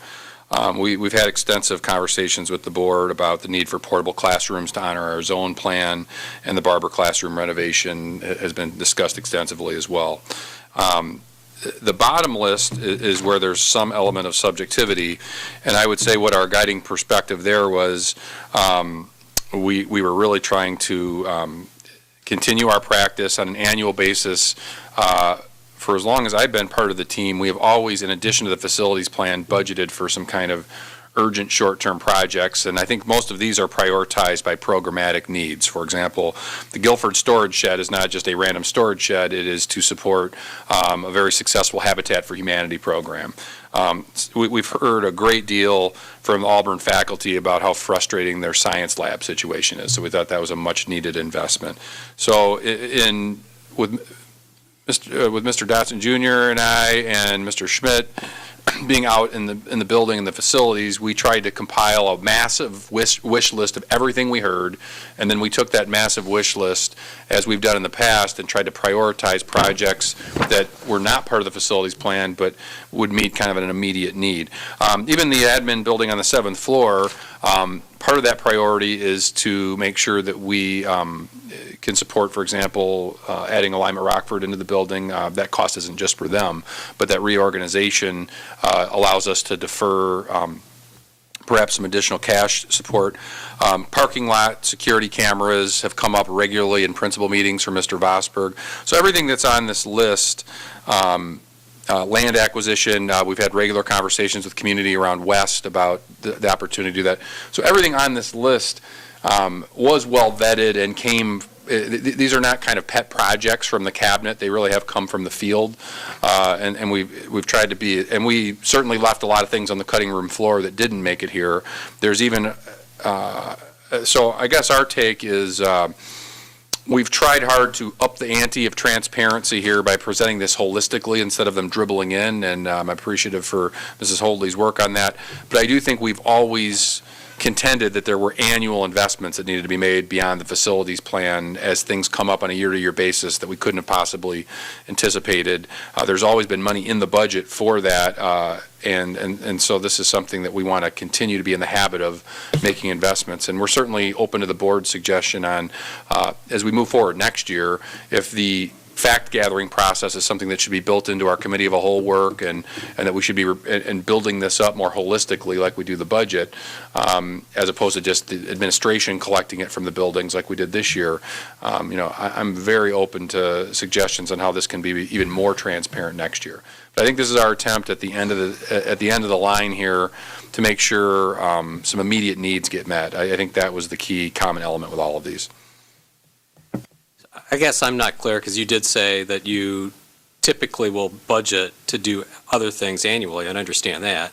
But the title on this is the amendment to the facilities master plan, which would signal to me, and the deferred maintenance plan revision, which would signal to me that it's coming out of the $250 million facilities master plan or the $16 million deferred maintenance plan.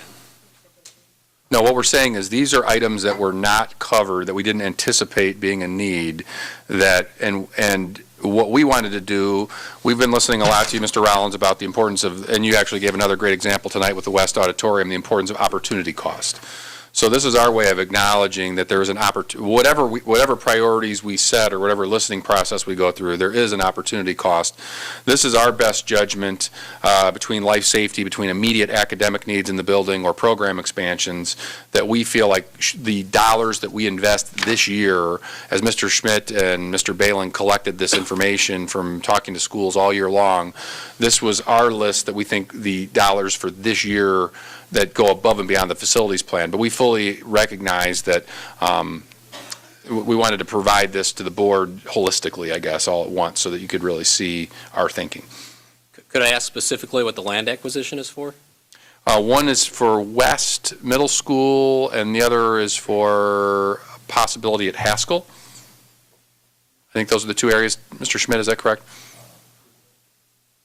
And Roosevelt, what we're looking at doing is we had initially some more in there, but we want to have the authorization that if some of these houses, since we've done with a lot of the land acquisition, if they become vacant or condemned, we can go in there and start purchasing them out there.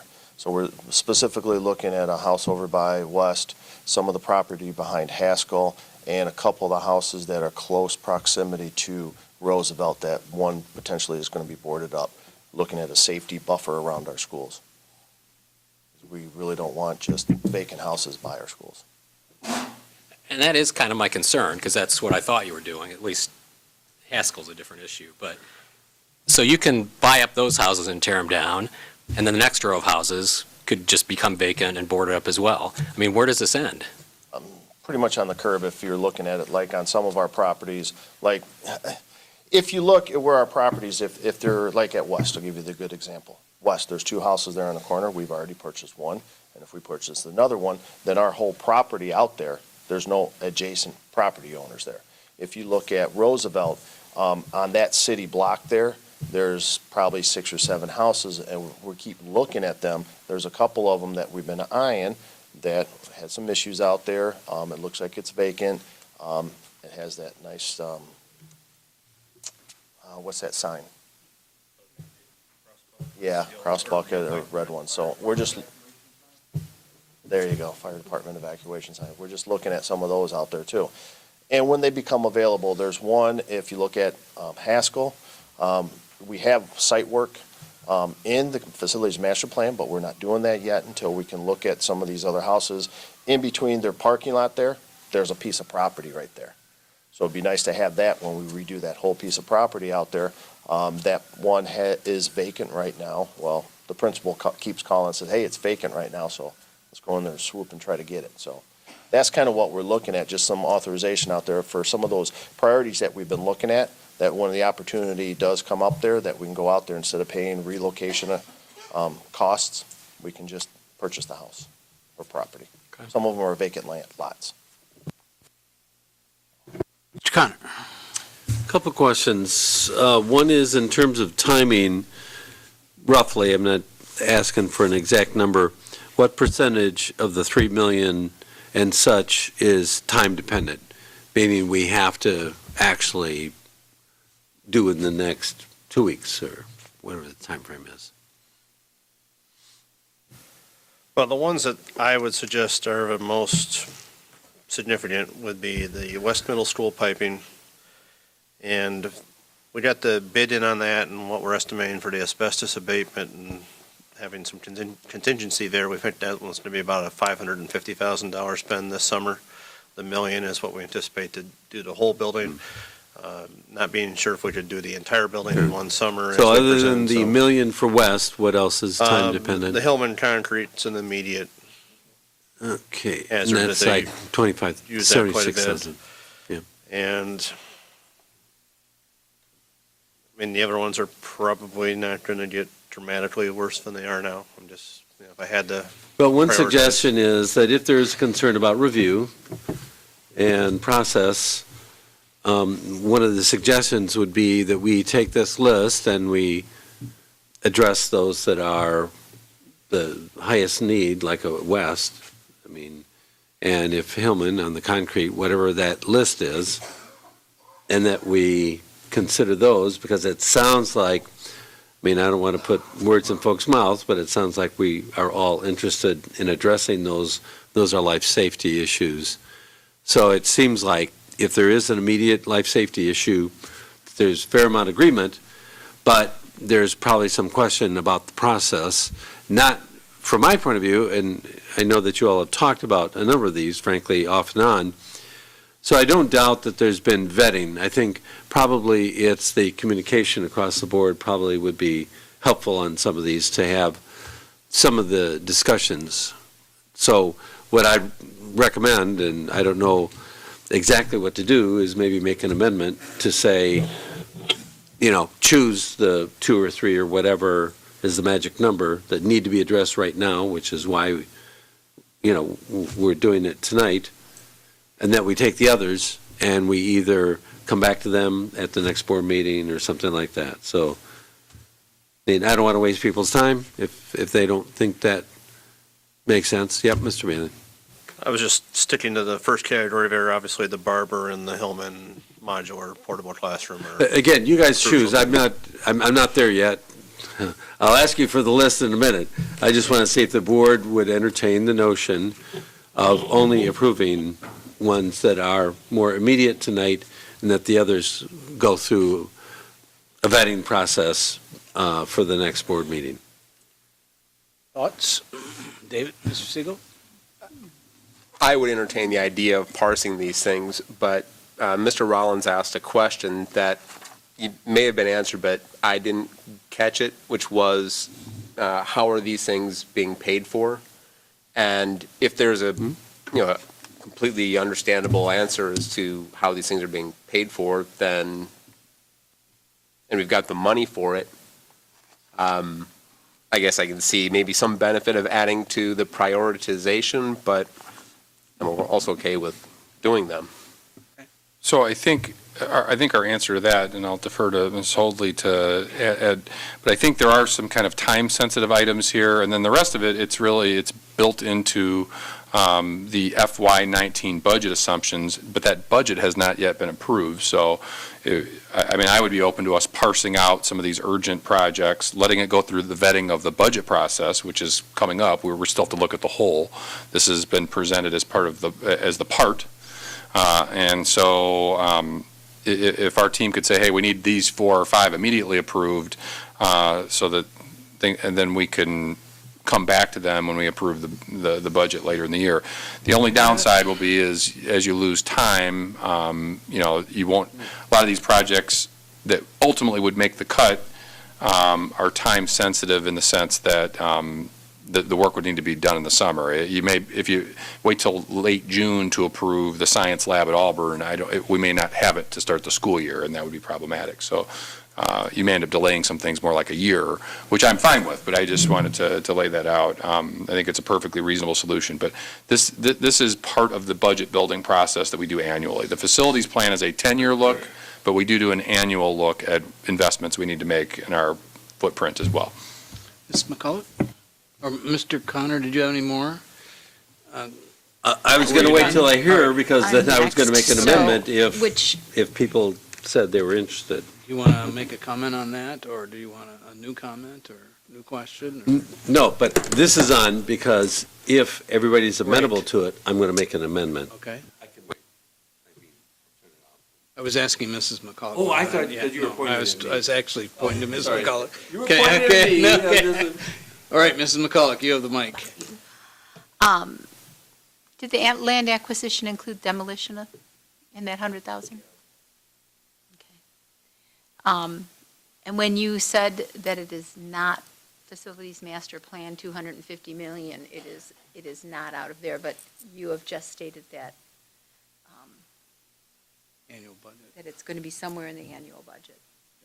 And all of this is going to be in next year's budget? All of them are going to be captured?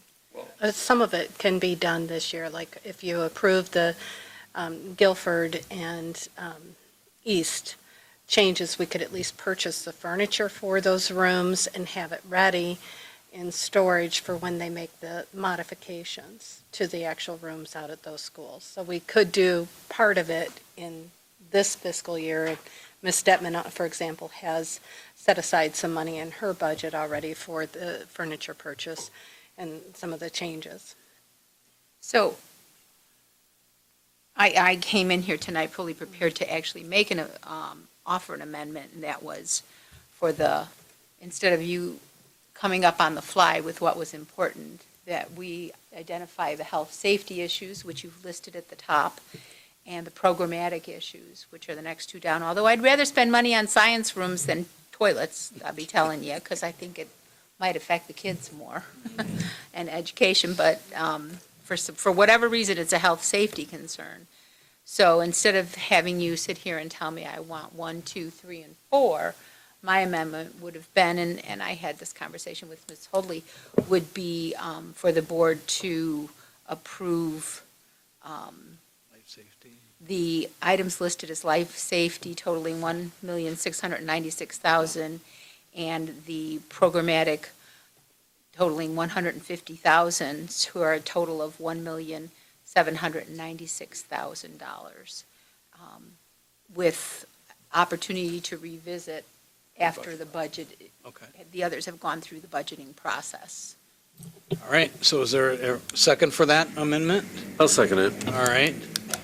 Have any question or discussion Yeah. on that? So, Okay. back to the original point, so is that amenable to the administration, that list is the ones that you would pick?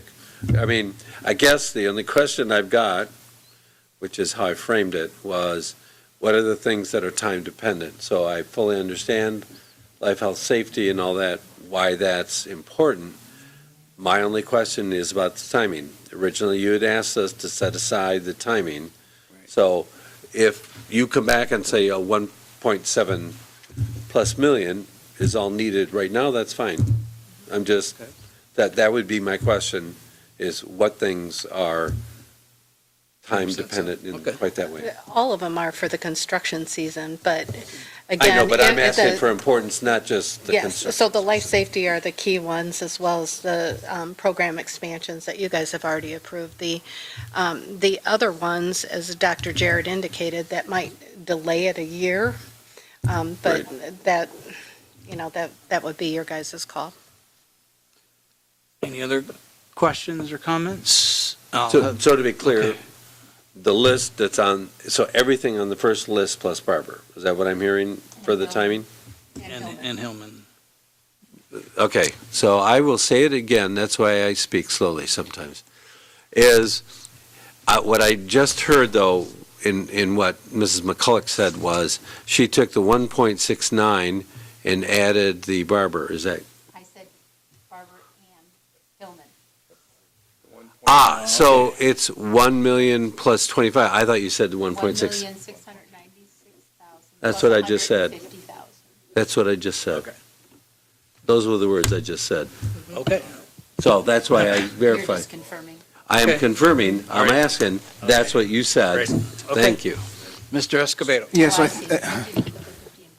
so I guess administration was, had planned for this to be approved and so forth. So I guess my question is, and maybe already been answered, but any of those other programs that, have you really thought about how that affects any of the other programs? So if this is delayed for later, any plans you already have in motion? So for example, the Auburn Science Room, anything, any other agreements, anything else in place that if that's not done? I guess what I'm asking is, any of the other items in the bottom list that may not be critical but has impact in planning and other programs already in place that may affect, I guess, more critical to education. And so, Jefferson Pathway, I guess it looks like that's paid for by the land sale, so that's fine.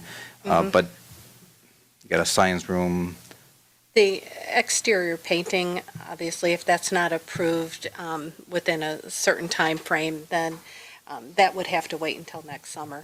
So that's just the face of the buildings, basically, those that are listed there. The parking lot security, again, those are ones that are important and have been identified by the principals. But the biggest one, I think, is the remodel and furnishing of the East and Guilford. There are a couple of there's a couple of other projects that would impact in order to do that. I guess at Guilford, you have to move the graphic arts room. And so there is some domino effects on that one, and administration, the 7th floor remodel, that's just making it much more functional. So it's certainly important to the folks up there, but it doesn't have a domino effect necessarily. So you're saying remodeling furnished room at East and Guilford does have a domino effect and Yes. has some type of impact in, So you'd like to add that into the amendment then? Is what, yes, What about the Auburn You have to have Science Room? another amendment. that, yeah. Auburn Science Room, is that? And the science room, I'm not as familiar with that science room as Todd or Kevin. Are you more familiar with the science room? Science room. It's basically removing all the casework that is there presently and putting all new casework in and reworking a lot of the utilities. It's not an overnight project, if that's the question. okay, so I think we have an amendment. Mr. Scrivano, Yes, can I say that sure. I did, as I was adding it up, Mr. Connor's correct, it should be 1,846,000 Okay, on there with those items. all right. Okay, so we have a Those two motion and a lists second total. for So that. First, we have Thank to you. vote on that one. Right, so we're going to vote on Mrs. McCulloch's amendment first. Are we making an amendment to her amendment? Are we With the making- correct figure? I itemized what they were, I just Right. added them wrong. You're Mr. Escobedo's Mhm. additions, are we doing No. that first? So we need a, we need Does a anybody want to second Mr. Escobedo's Did you make an additions? actual amendment? Amendment? I don't think he No, made I- an actual amendment. Okay. All right, so I guess I'd like to make an amendment to add the remodel and furnished room at East Guilford For for Business 100,000. Academy for 100,000. Is there a second for that? Second. Mr. Siegel, all right, any further discussion on that? So, all right, I will say this, this was all started by the conversation about money. Right. So, and if we want to back our way into doing the entire thing, let's just do the entire frickin' thing. Okay, So, here's the deal. so, Either we're worried about the money and we only want to do half, because that's roughly half, 1.8 something, whatever that ends up being, or we do the whole thing is kind of, I mean, I thought that the idea was, and help me out on this, was that there were certain things because of timing and the criteria, as well spoken, would be health and safety, et cetera, right? Okay. Now then, we have other things that seem to be not optional in a sense, and it's not that they're not needed, but I thought there was a fiscal component of this that we were going to talk about. And I'm okay with it, but let's just, say what we're going to do. Because, if we add all those in, I mean, that's 100 and 100 and 150, or, you know what I mean? It's going to add up. So all I want to do is just, let's be clear about what we actually want to do as a board on this one. And I think, if I might say so, I personally would like to hear from everybody on what you want to do, because I think that's important. Ms. McCulloch. I appreciate Mr. Escobedo.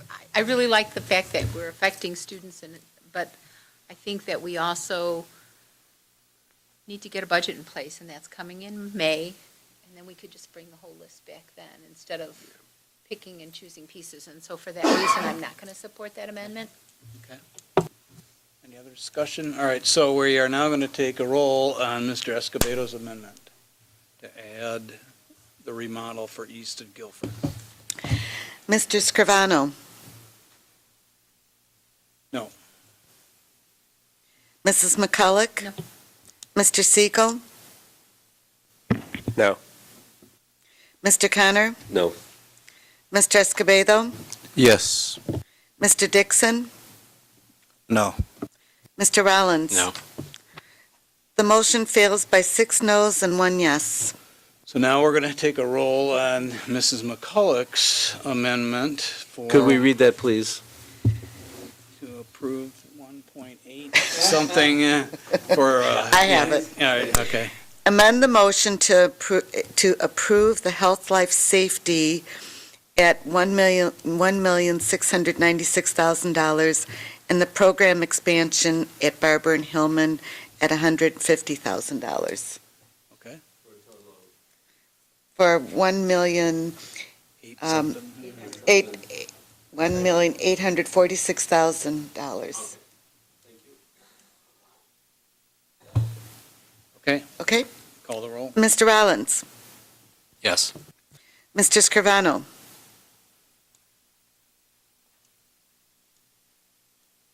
No. Mrs. McCulloch? Yes.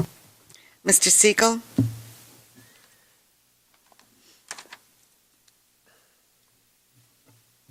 Yes. Mr. Connor? Yes. Mr. Escobedo? Yes. Mr. Dixon? Yes. The motion passes with 6 yeses and 1 no. Okay, are we done? No, we have to vote on the original motion as amended. We have to vote on the original motion as amended. Okay.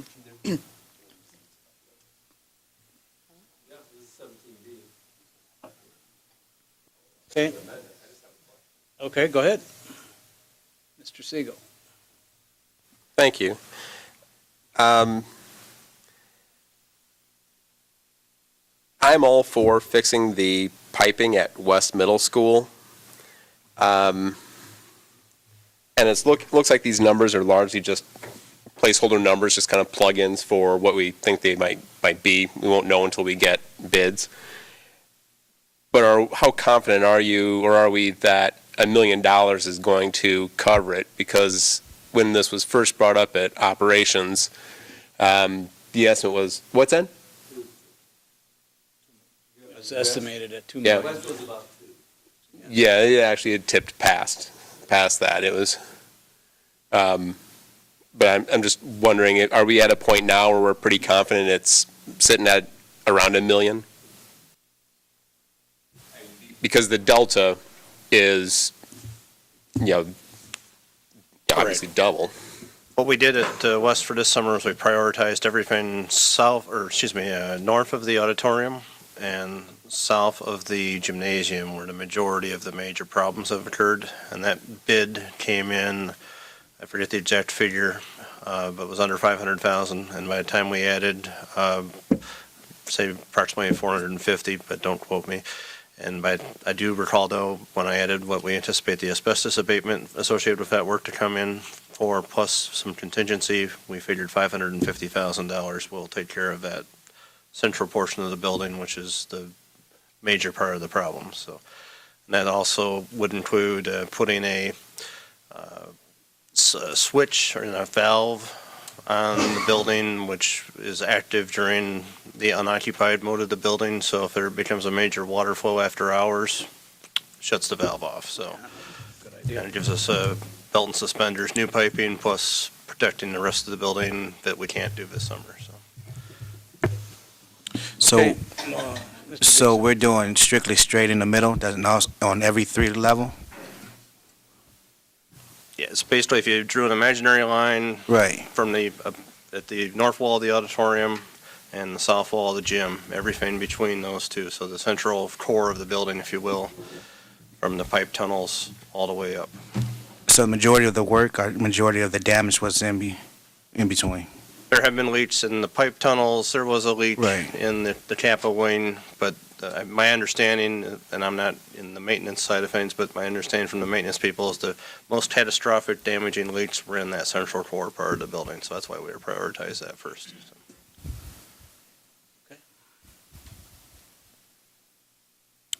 I Well, where the old science labs were in the high school is where a lot of it's been. We'll call the roll now on the amended motion. Mr. Dixon? Yes. Mr. Rollins? Yes. Mr. Scrivano? Yes. Mrs. McCulloch? Yes. Mr. Siegel? Yes. Mr. Connor? Yes. Mr. Escobedo? Yes. The motion passes unanimously as amended. Okay. Mr. Dotson, I believe you're next, sir. Tough act to follow. Follow back. Heartland Business Systems assists the school district in website enhancement, our website improvements, to ensure that our website remains an effective communication tool. Additionally, they assist us, or they're going to assist us with making sure that we are compliant with a new regulation regarding the American with Disabilities Act that requires public websites to make sure that our information on our website is accessible to Americans with disabilities. And so they are assisting us with that work that we're moving forward to make sure that we are compliant with that regulation. Thank you. I'll call on myself. Yes. Mrs. McCulloch. Thank you. Is this it doesn't say under fiscal, it doesn't say what fund, nor which year. So is this current, is it already in your budget this year? Yes, it is. So what budget, what fund are you under? 785. Fund 10, but Fund Fund 10 10, but though, right? location 785. Okay. Fund 10. Thank you. Any other questions?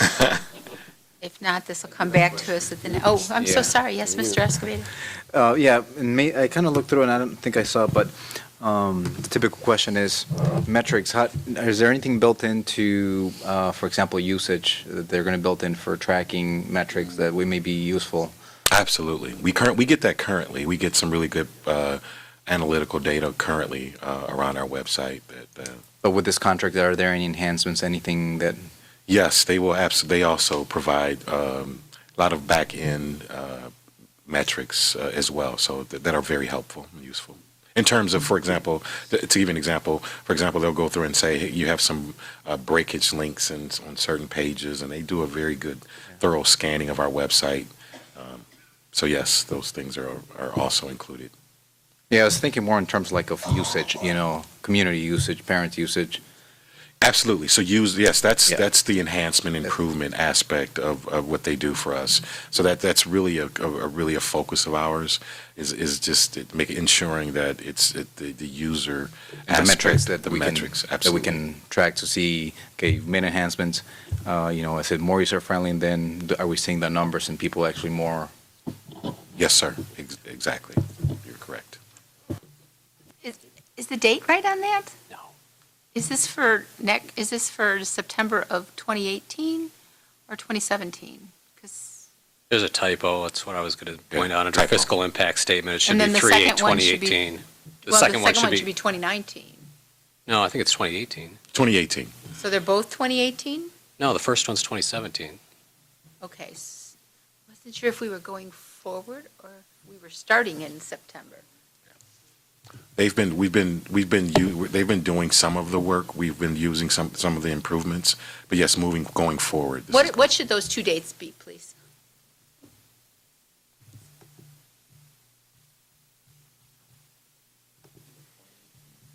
So if you look at the Heartland contract that's attached, the date is 3/8/2018.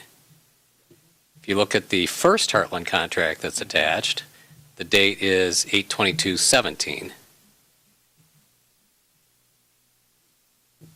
So is this doesn't going forward? We've already, So we'll fix this for next week. Yes, so it's a typo. Yes, we need. We'll fix the typo for We'll fix the typo. E needs to be fixed. Okay. 3/8/18. yeah, but that's already passed, is my point. So are we going to be paying for something, I mean, forgive me, but isn't this 4 of 18? So if Yes. this was 3 of 18, it's already passed. Isn't this going forward? So yes, it's a typo. It's a typo, but what she's asking is, why are you asking the board to approve a contract that has been implemented? And so, because it's going to go over $10,000, which means it does require board approval. So the two contracts together are in the same fiscal year, and they're going So over it, yes. 10,000. So it goes Thank over you. the 10,000 That benchmark. explains that. Thank you. Any other questions for Mr. Dotson? If not, this will come to our board for a vote on May 8th. Our next item is the IGA with Water Reclamation Department, I think. That stands for Rock River. Yes, And Rock Mr. River Bailey. Water Reclamation District. So, as part of the new Constance Lane School, we are going to ask the city to vacate the right-of-way for Caitlin, and when that happens, then the sanitary sewer underneath that right-of-way becomes a private sewer, and part of it gets abandoned in this case. So the sewer district does not like to own lines that serve one customer, so that's really what this is about. So. Any questions for Mr. Bailey? This will also come for a vote at our May 8th meeting. I'm not sure who's presenting the Center for Sight and Hearing Impaired. Come on up and introduce yourself. Yeah, I think, Nothing like being second to last on the agenda. there you go, okay. All right, so Okay. I feel like I already know the board a bit from the conversation tonight. My name's Dan Holder. I'm one of the directors of special education, and I'm here to propose what's really an extension, which would move us past the $9,999 for the Center for Sight and Hearing Impaired. The background is we have an obligation to provide interpreting services for parents in IEP meetings, and also to support students in instances where interpreters may be absent. And the Center for Sight and Hearing interpreters, or Center for Sight and Hearing would help us accomplish that. Okay. And the total cost is $14,999. Any questions? Okay, seeing none, we'll vote on this at our May 8th board meeting. Thank you. Ms. Hoadley, the Board of Education Committee, Board Policy 2.150 revision. Well, this is really yours. It is, okay. This is the committee of the whole. All right, yeah. Policy revisions. So I revised it to reflect a committee of the whole and eliminating the other, Right. or I shouldn't say eliminating, consolidating Right. the other committees into a committee of the whole. And I think our recommendation would be, now you can take a look at the language, but I think the important next step, we've received direction from the board that they would like us to schedule a series of meetings, do a mock-up of what the year would, I don't think you want to take action on this policy exactly. change until you've had a chance Right. to help us collaboratively build a calendar and see if you like it. Okay. I think I'll also point out is that number 6, it really would not apply anymore, right?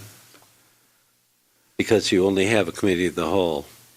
So I think that language would have to change. Oh, for probably. standing committees? Yeah.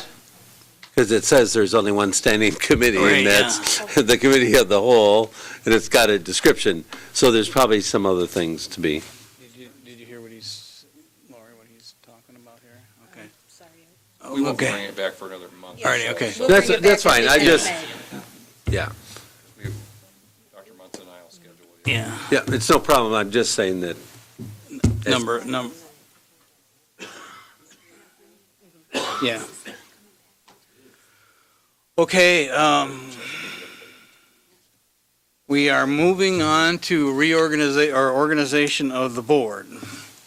In order to proceed with the election of officers, I ask for a motion for adjournment. Yeah. Sine die. Is there a Sine die, motion for maybe? that? Anyway, so moved. Yeah, okay. Sine And a die. second? Second, Mr. Siegel. All in favor of the motion, please signify by saying aye. Aye. Okay. Okay, Board Policy 2.110 establishes one-year terms of board officers. Therefore, in order to facilitate the election of board officers, may I have a motion for President Pro Tem. And I'll make the motion to have Mr. Rollins as the President Pro Tem over this proceeding. You need a second? I do need a second. Second. Okay. Cornelia, please call the roll on the President Pro Tem. Mr. Dixon? Yes. Mr. Rollins? Yes. Mr. Scrivano? Yes.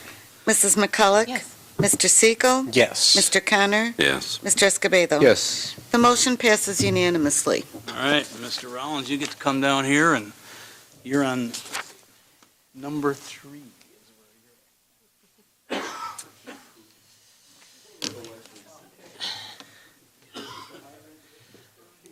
I now call this meeting to order.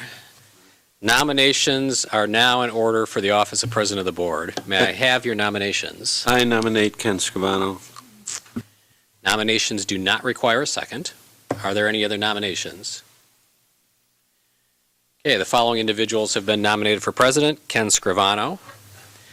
Are there, let's see, a motion to close nominations and cast a ballot for the nominee is in order. Is there a second? Second. Will the coordinator please call the roll? Mr. Rollins? Yes. Mr. Scrivano?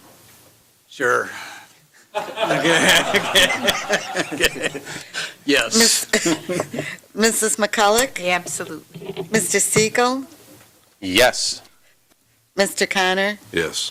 Mr. Escobedo? Yes. Mr. Dixon? Yes. The motion passes unanimously. Mr. Scrivano, congratulations or condolences. My time is done. Would you please take your seat as president?